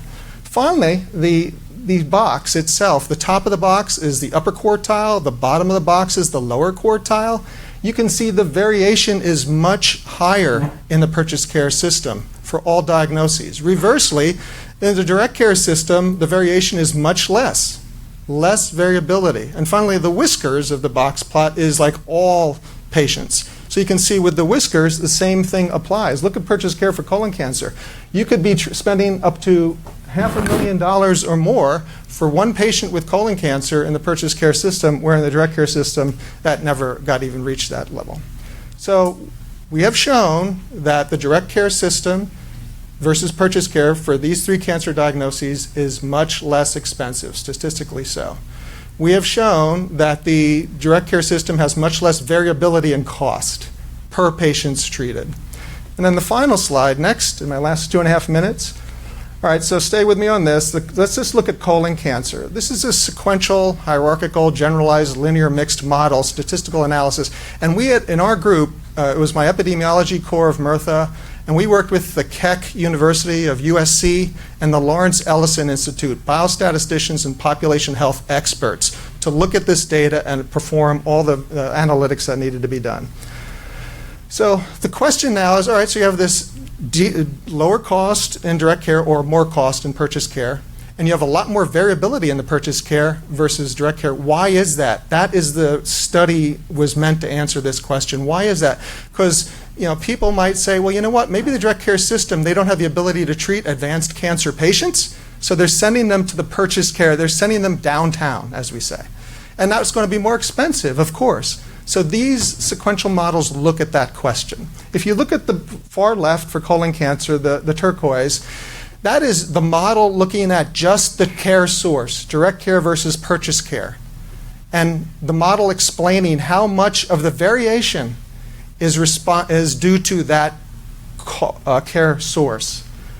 Up to 40%, 30 to 40% of the variation in care is just the care source, whether they went to purchase care or direct care, after accounting for no other variables. Then we move from left to right, again, colon cancer. The next box, the yellow one, we're adding in basic demographics, male versus female, gender, age, sex, things like that. The next one, the orange one, we're now adding to the model in a multivariable way variables that are related to military. Are they active duty? Are they Air Force, Army? What TRICARE region are they in? There's only 3, so what TRICARE region did they get their purchase care in? You can see there's not much change in explanation of the variation based on those variables. But now look in colon cancer at the 4th one over. All right, now there's a big jump. Which one's that? That's the diagnosis, the stage of disease, some of the variables like, were lymph nodes positive? What kind of stage of cancer? Was it advanced or not? So now you do start to explain some of it. All right, some of it is explained by the stage of disease. But you're only up to a total in colon cancer of 60%. And then finally, the last one is the treatment received. Notice for colon cancer, there's very little increase in explanation of the variation when you add treatment. All right, so these patients for colon cancer are being treated equivalently in the direct care versus the purchase care system. Colon cancer, you get surgery, maybe get chemotherapy, and that's sort of it. And the chemotherapy is very specific and is pretty much standard across the nation. But if you look at things like prostate cancer, let's go to the far right, and you look at the jump between the 4th bar and the 5th one, you can see that treatment costs are much more expensive and explain the variation versus colon cancer and in that model. So overall, when you look for all these variables, up to 12% of the variability in the cost of the expense of purchase care over direct care, up to 12% is just due to care source. It has nothing to do with the tumor, the patient, the treatment, anything. It's more expensive for purchase care. Everything else has been accounted for. Last slide. And so that's the summary. But why is that? Maybe in purchase care environment, there are treatments being done that do not add value. They aren't linked to better outcomes. They aren't linked to quality of care. There's not that control. Peter Learn mentioned that in our system, we're in the direct care system, we are analyzed very closely. Every cancer patient goes to a tumor board, and the group agrees to a consensus decision. In the purchase care arena, it might be a medical oncologist says, I want to give this drug, it's the most expensive, TRICARE will pay for it. This is just my opinion, but I'm saying that some of what's happening, and that's what we're studying next. But this is a great opportunity for DHA to, I won't say impose, but to give guidelines to the TRICARE benefit over what value of care, what care they will pay for because it's valuable or not. Because otherwise, up to 12% of the cost variation is just the fact that they go to purchase care and they're getting no value out of it. Thank you.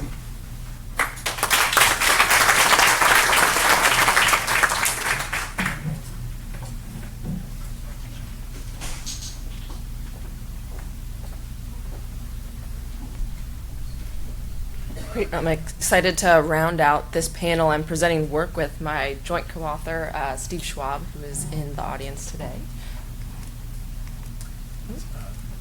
Oh, please change the slide. So we've talked a little bit today, but not as much as I expected, about the military's decision whether to purchase or increase the use of purchase care or direct care. One of the proposals to increase quote unquote efficiency might be to, again, enhance direct care access or enhance purchase care. The assumption in increasing one or the other is that one of these systems is, quote, more efficient along these dimensions. And what we're seeking to answer in this study is actually directly ask whether or not we might think the direct care or purchase care system is more efficient in providing certain types of services. Next slide, please. So efficiency is a very hard thing to measure. And researchers like myself for a long time have used, like many of us on this panel, have used geographic variation to help give a sense of whether or not certain services might be produced efficiently. The idea here being that a member that looks very, very similar, maybe in Texas, to another member that looks very, very similar in Colorado, but they receive very different levels of care. One receives maybe twice as many specialist visits. We think that that might be not efficient. And that's something we're going to explore in the direct care system and separately the purchase care system. So first we're going to think about creating some homogeneous population. We're just going to focus on TRICARE Prime. This ensures that the benefit structure is the same. We're going to focus on dependents age 18 to 64. And then, as I mentioned before, we're going to compare variation across geographies in the direct care system, compare that level of variation in the purchase care system. Next slide, please. We're just going to jump directly to our results. So we're going quickly. On the left side of this figure, you can see all the different utilization metrics we use. So we have primary care visits, specialty care visits, outpatient procedures, emergency department visits, inpatient admissions, and then cesarean delivery rates.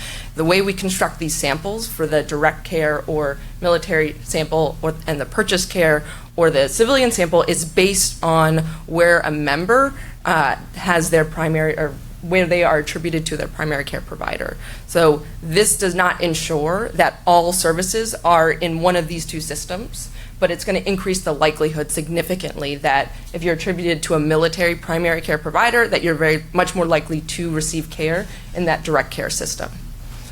I also want to note that that's how we define the sample for almost all of these utilization metrics, except for cesarean delivery rates. So this is actually the risk-adjusted cesarean delivery rate if you give birth in a military facility or in a purchase care facility.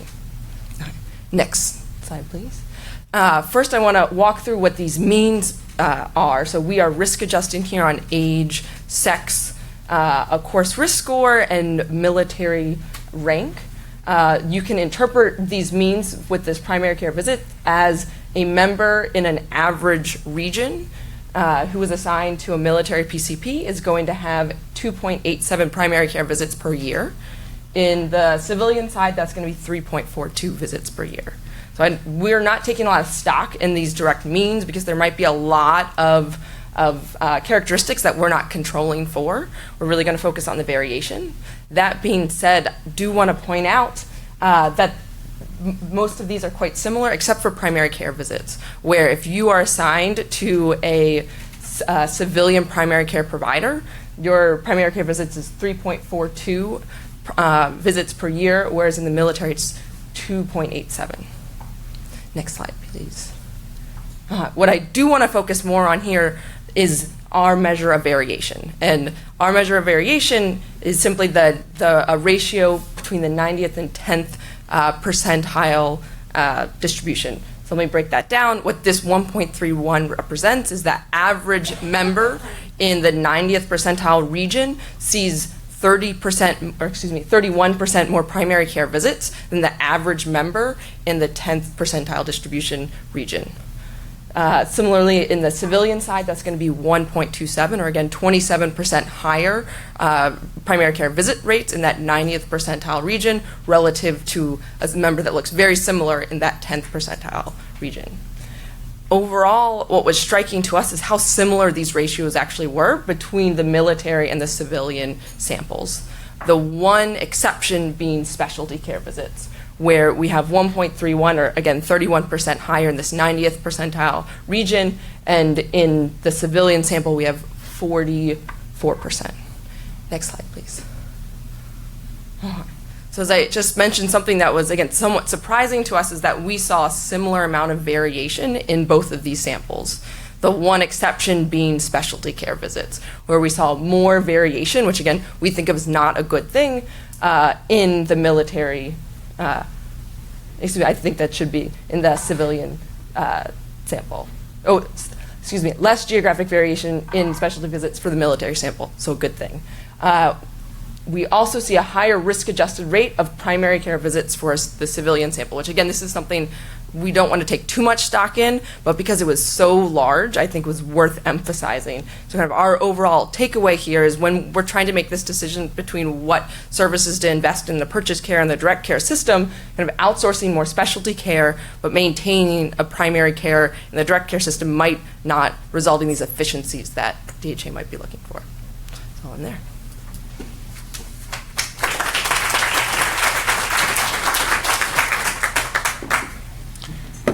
Three really interesting pieces. Let me start this time with a slightly more focused questions for each of you, since these are really each empirical research studies. Let's start with the access paper. Key factor in access is payment levels. You talked to, and you made a couple of references in the presentation to tying to Medicare rates, access levels in Medicare and Medicaid. Again, since part of this is just making sure folks understand how these systems work in addition to the findings, can you talk a little bit about how payment levels are set so that we have a sense of what the tools would be in trying to address some of the 30% which GAO focus on as opposed to the 70%, whichever side it is you pay attention to? I could speak in generalities. Yep. Should be on. Yep. It is now, generalities. So by legislation, the Champus maximum allowable, the old TRICARE maximum allowable, is based on the Medicare reimbursement rates, clearly adjusted for locality, urbanicity, rurality, using the Medicare rates. TRICARE covers certain benefits that Medicare doesn't, pediatrics, right? So there's this relationship in which we base that TRICARE bases the rates on the Medicare per the legislation, adjusts them accordingly as the years change. Now, the actual application of those rates is through the managed care support contractors. We used to have 3 regions, we now have 2, East and West. The managed care support contractors are the third-party administrators, if you will, that develop the relationship with the civilian providers out there. So they use the reimbursement tables. They apply that accordingly based on the benefit being used, the co-pays that are required depending on which benefit is used, and then when they develop networks, develop, if you will, confidential payment arrangements with the network providers. May be at a discount, may not be, may be based on volume, all that sort of thing. So that is opaque to Defense Health Agency, is those relationships and the contractual relationships, but the purpose is what we define. Great. So in terms of lever points for addressing these, it's sort of a two-step. It's how much each of the systems get, but then there's a part of it that's behind a wall that you're not able to directly look at. Right. So interesting, your question, the fundamental piece is still is valid in that the original guiding legislation asked the department to assess access and to see if areas of problems with access were due to reimbursement. And what we found, kind of like general terms, it was about 25% of all the comments by those physicians first and then physicians and mental health providers second, it was related to reimbursement. Didn't meet fee schedules, slow reimbursement, poor claims processing, yada, yada, yada. That was in an early series of studies that we did. As the years have gone by, the issue of reimbursement has really diminished to where it's maybe 10% of the comments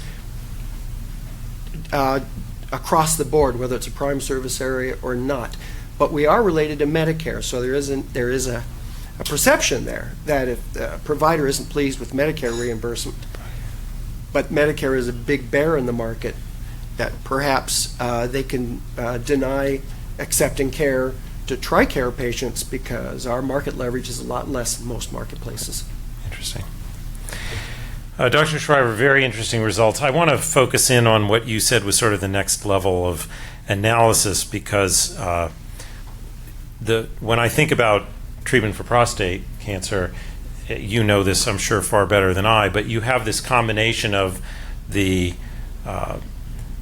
patient preference component as well as the clinical. So you talked about a tumor board and sort of guiding the care, but there's also a question of how you integrate what the patient wants into the decision making in terms of how aggressively to treat and watchful waiting and the like.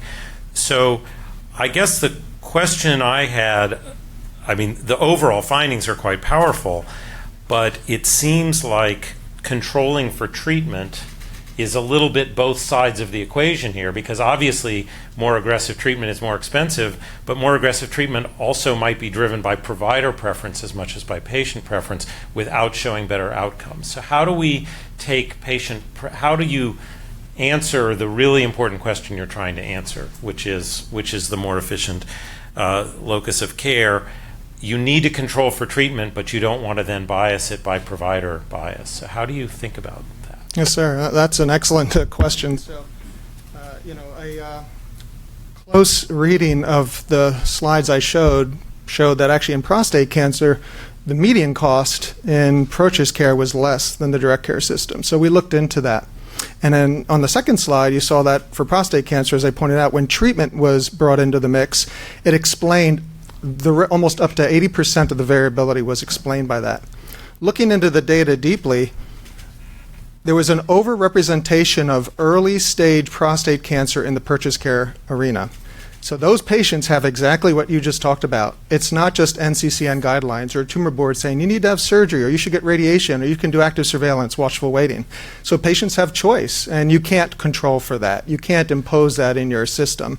But that's why most of the variability in the prostate cancer arena smoothed out once we were accounting for that, because there was an overrepresentation of early stage disease for prostate cancer, where now patients get to make the decision. And the decision might change over time. They might have active surveillance for a year or two, PSA goes up, they decide, now I want surgery. So that's a great question. That'll be the hardest thing to control. In our subsequent upcoming study, we are looking at the remaining variation, the boxes on the fourth slide to the right, where we just maxed out at in prostate cancer 80% explanation of the variables, 60% for others. That means 40% is not explained by everything we looked at, and that could be institutional preference, provider preference, things like that. And that'll be a little bit harder to get at. Well, that's a great segue into my last question about geographic variation, which is, can you talk a little bit about where people train and where they practice? So obviously the MTF versus purchased care tells you something about where they practice, but these aren't bright lines, and certainly the training is not a bright line. When we think about geographic variation, where it comes from, at least the loose sense is that these are community patterns, that they're physicians talking to each other about how to provide care. There's sort of community norms in care. So you wouldn't expect those to be different. But then you've got sort of financial incentives, which are very different inside and outside. You would expect those to be different. Just talk to us about how those two flow together to give the picture of geographic variation. Well, start off by saying we went into this project thinking that because many providers in the direct care system have very similar training, they also must move somewhat regularly, as do patients. So our panel is actually from 2008 to 2016. So we're going to see a patient in maybe 3 or 4 different areas. We're going to see a provider in 3 or 4 different areas. We were expecting, because of these norms, we thought would be quite similar across the MTF regions. We didn't expect to see a lot of this variation, and we saw very similar variation both in the direct care and in the purchase care. I also want to say that the amount of variation was very similar in both the direct care and purchase care relative to what we see in Medicare and what we see in the commercial setting. So I think that this speaks to maybe these norms, which we expected to decrease this variation, didn't in fact do that. This is just a multi-dimensional, multifactorial issues are leading to this variation, and that did not depress it. Thank you. Let's we have time for one or two, so I'll take one here and one there, and then we'll do a time check. If we can get one of the microphones to the gentleman here in the center. Oh, we've got to stand up. It looks like we've got some wireless issues, so if you're able, let's take it to the... Colonel Shriver, two questions. First of all, how much of the variation in cost might be accounted for by the fact that for the same chemotherapeutic agent, DOD can negotiate a contract price, whereas a community-based oncologist can't? Well, I'll turn to Dr. Bannick, who clearly can answer the question about that. I'm not so sure the DOD can negotiate. Before we, so it doesn't get lost. That's part of the problem. And that is there a difference in outcome between community care versus very important? care? Yes, sir, very important. So value equals outcomes over cost. So we've shown that costs are less for these types of cancers in the direct care system versus purchase care. What about outcomes? So we've published on this too, and we've looked at the outcomes for various cancers, both at the Bethesda facility of USU Walter Reed and across our entire Defense Health Agency, or all the MTFs. And what we've shown in cancer after cancer after cancer, looking at these outcomes, if you just look about cancer-specific outcomes, if you're looking at that, in all cases, the direct care system equals the cancer-related outcomes of the SEER data registry, civilian care. All right, and some examples, like at centralized facilities where complex cancer care, which is a very important readiness issue, so our medics, corpsmen, nurses, providers can have access to this, because the minority of what we do in these direct care system as providers is trauma. But as Dr. Learn was talking to, the knowledge skills assessments, the KSAs of dealing with taking the right lobe of somebody's liver out for cancer is a very good learning experience for technicians, surgical corpsmen, surgeons, and so forth. But anyway, so we've shown in certain consolidated centers of excellence in the Department of Defense direct care system, outcomes are better. We've published a very important paper on that in breast cancer, even showing that we smoothed out the known national disparity in outcomes of negative outcomes for African American women versus Caucasian. In many centers, African American women at a disadvantage in terms of survival outcome. We've shown at Bethesda that our outcomes for those breast cancer patients, even the more triple negative and so forth, are better than the civilian sector. So either equivalent or better outcomes from a cancer-related standpoint, we've just shown in study after study. If you could, sorry if you don't mind going to the microphone.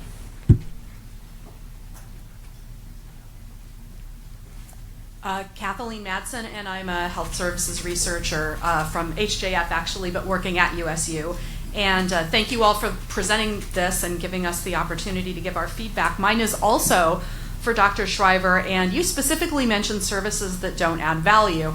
So our team did have a publication on exactly this low value care, and you will be pleased to know that number one, we did demonstrate that you get much more low value care in the purchase care than in the direct care sector, which made us very happy. And also you mentioned DHA, deeper investigation into this. You'll be happy to know they've already started, because their team has contacted us based on this paper as they're looking at low value services and purchase care. So I just wanted to give you the follow-up that to all of us, actually, that our work here is already being read and acted upon in the DHA. Yes, ma'am. Thank you. In fact, the reason I said that was because of the article you published in Health Affairs. And so I knew it was true. And so thank you for giving more detail on that. But that's right. When you go to a reimbursement-based model of I'm doing this so I get paid for that, that does not exist in the direct care system. More surgeries that I do or Dr. Learn does or anybody, we don't get paid more money. But if you're in a volume-based healthcare system and you do something and you get reimbursed from TRICARE or Blue Cross or whatever, that's an incentive. You can't ignore that. So I'm glad your paper proved that there are things that are being done that are not of value in the purchase care sector. That could be driving a lot of the variation in cost. That's exactly right. But it's going to be hard to get your arms around it in terms of controlling it. So I'll just say, since we publish a fair amount in this space, it is hard to get your arms around, which is why we come at it from multiple dimensions. There's no one method that teases this out, but it's such an important question. And you have your own microcosm with both in the same system. Of course, in the rest of the civilian system, we have some people operating in more capitated systems and some in more fee-for-service. So we're all sort of struggling with the question of how to get our arms around this. It is one of the leading questions for healthcare these days. I think we can squeeze one more question in, but if not, let's just. Oh, I'm sorry. Standing at the microphone. What an unusual place to be to ask a question. I'll be quick. Thanks for the very thoughtful research and the discussion. Colonel Bannick, you alluded to some of the challenges that providers have with reimbursement. But I was wondering, Dr. Bond, if you gave any consideration. I think you alluded slightly to seeing similar patterns in Medicare and commercial health plans.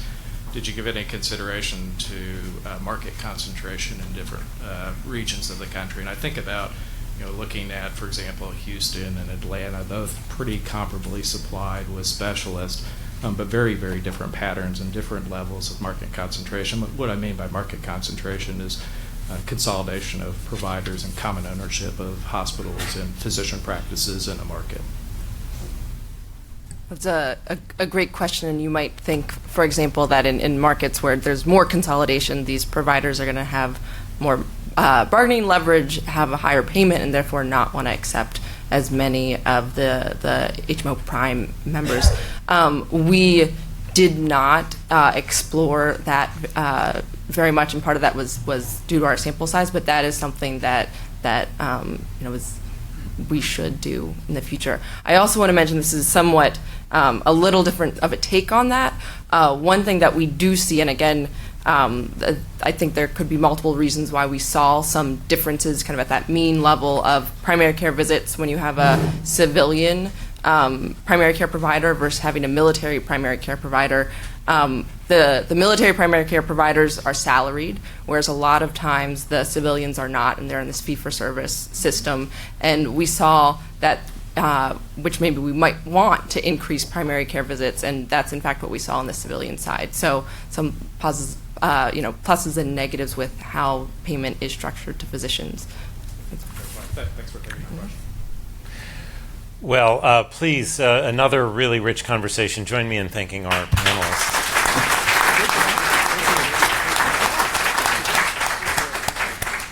So for some closing thoughts, it's my pleasure to introduce my longstanding colleague, Sheila Burke. Many of us got to know her when she was Chief of Staff to former Senate Majority Leader Bob Dole. She is Chair of Government Relations and Public Policy at Baker Donelson, faculty member at the John F. Kennedy School of Government, where I received my degree as well, executive dean there in the late 90s. Always a pleasure. And I suppose most important for today, a member of the Board of Regents of USIS. And we're really thrilled that you can join us and look forward to your comments. Thanks. Thank you for not saying my old friend. Much appreciated. Thank you very much. It's a great pleasure for me to be here for the last few moments. My role is to look forward, as is referenced in the agenda, and to talk a little bit about what we might imagine the challenges to be. And I'll do that by sort of capturing some of what you have heard. But let me begin by really thanking Health Affairs for committing the August issue to many of the issues that confront the military healthcare system. They are often lost in translation, and we don't hear about them very often. And I thought the collection of articles really highlighted a whole series of issues and the challenges, but also the opportunities that we have faced in terms of looking at some of these issues. I represent no one. I should say that at the beginning. I speak on behalf of no one, so I won't offend the chairman of our board, Dr. Woodson, or others in the room. But I must say that my experience is driven in part by my USIS board membership, but also by 20 years with Bob Dole. And I spent a lot of time at Walter Reed over those 20 years and continue to obviously see him. He still goes to work, which is kind of stunning, having just turned 96. But and having really experienced through him some of his experiences, which have been really quite remarkable.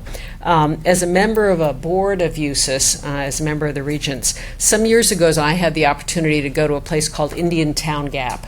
Now, some of you may be aware of it, but it's where we take the opportunity with our students to essentially expose them to combat-like situations.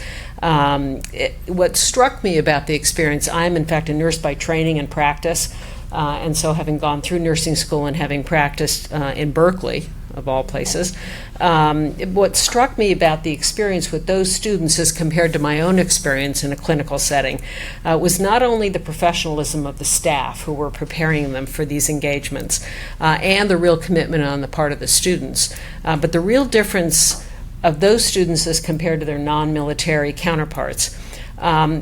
We have all the same background in science, our nurses, our physicians, and others, but the difference is team and leadership. There's a whole different orientation to those students as they essentially enter into practice and preparing them for circumstances in downrange, very austere circumstances, and enormously challenging environments, where at any point in time, and this particularly struck me, any one of them could be the leader of that team. It may not be the physician, it may not be the nurse, it could be the corpsman, but the ability to essentially think about team and think about how one delivers services is really quite unique. And that preparation in terms of leadership is what makes them so different in many respects. We are, in fact, preparing professionals for those kinds of circumstances, and I think we have to keep in mind that mission because it, too, sometimes gets lost. So let me leave you with sort of 6 thoughts based on what we heard this morning and what we read in some of the articles. One is it is an absolutely unique mission to protect the health of the force, and really to provide combat casualty care. People have forgotten, and Art mentioned this early, people have forgotten what an amazing job the military health system has done and what the rest of the health system has benefited from in terms of their exposure in combat situations, cutting deaths in half. I mean, the time that Dr. Woodson mentioned in terms of the speed with which we manage people now and move them forward is quite unique. And we cannot forget the contribution that makes to the healthcare system writ large, not just to the military. Secondly, there is a critical need to maintain that knowledge and those skills. Military health in wartime cannot be a pickup game. We can't suddenly call MGH and ask them to send us some docs. We have to be prepared to essentially support our forces and be prepared whether they're going into Afghanistan or wherever it is they have to go. We need to have those skills in-house. We need people that are prepared for those environments and essentially can step up at a minute's notice and face very challenging situations. So that's something we cannot forget, this concept that we can do away with the training that we provide and simply count on the traditional medical schools or nursing schools ignores the reality of the challenges these people are facing. So we cannot forget that fact. Third, the system gives, as we just heard, more efficient care, better outcomes than the critics acknowledge. In terms of the kind of research. And the benefit of the kind of research we saw in the articles that were published is to begin to highlight that so people understand fully the kinds of experiences that we have, whether it's the cost of cancer care, whatever it happens to be in the areas that we just touched on. We are increasingly directing our complex care to lots of different settings, but it doesn't deny the reality of the need for a base of that care in terms of a military health system. So that has to be kept. I'm mindful of the fact that across the street, the Senate Appropriations Committee is marking up the DoD bill today. And again, I think we cannot fail to really raise to their attention the importance of these issues. They get lost in the broader question of the support of the defense system and troops and deployment, but we cannot let them forget the unique responsibility on the health side that in fact our systems provide. And finally, I think there is no question that the best way that I think the military health system can raise its game is to draw on the same playbook that we use in planning for deployment. And that is preparing for the unknown and for the routine. So it is really both. It is both the routine management of our troops, of their families, of our retirees. Much of the conversation we heard this morning about how we're thinking about those issues. But it's also the unique challenges of preparing for things we don't yet know. We don't know what's coming, and being prepared to step up, which is fundamental to how the military thinks of these things. We cannot let that get lost in terms of our healthcare system.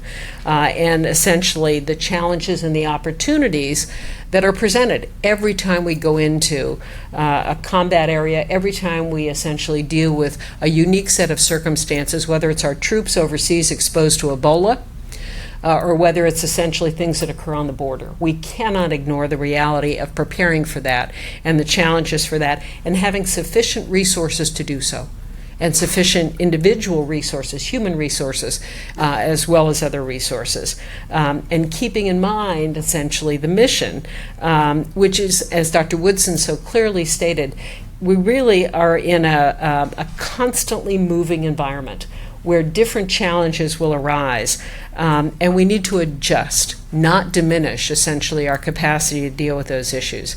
And then finally, the sixth point, that really the public and policymakers, having spent 20 years in the Senate, I can tell you that we need to pay more attention to the military health system than we have in the past. It's really been kind of secondary to some of the other questions that are confronting us in terms of the military.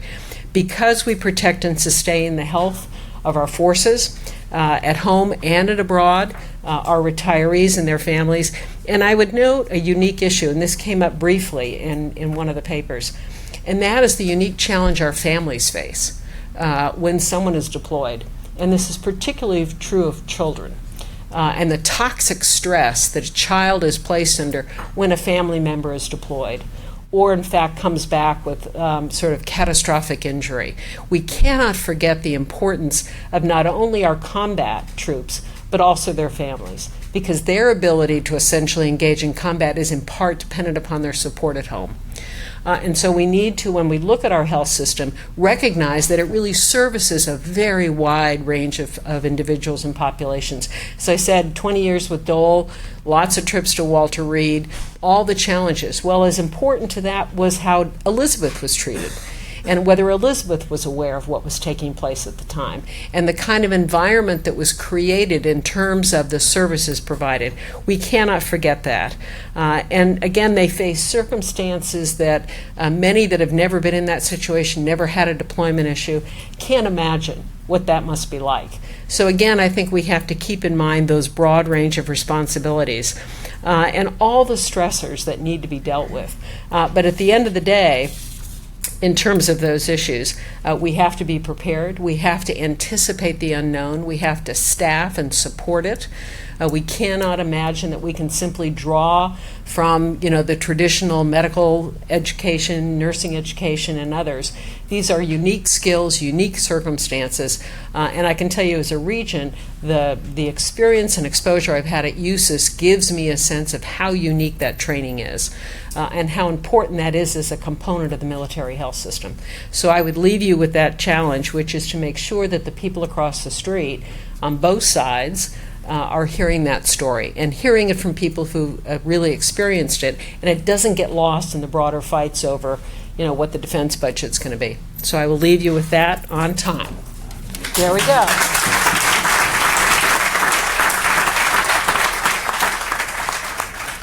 That was a masterful summary of issues and help us look forward. I just want to say thank you for joining us today. Thank USIS and the New York State Health Foundation for the financial support for the issue. But just to remind you again that our goal in doing this is not just to advance knowledge within the military health system, but to advance learning across, to perform some of the functions that Sheila Burke mentioned, and we hope you'll continue to be part of our growing community so that we can have more cross-learning, acknowledging and celebrating the differences and the unique roles, but also learning from each other so that we can all be stronger. Thank you so much for joining us, and we are adjourned.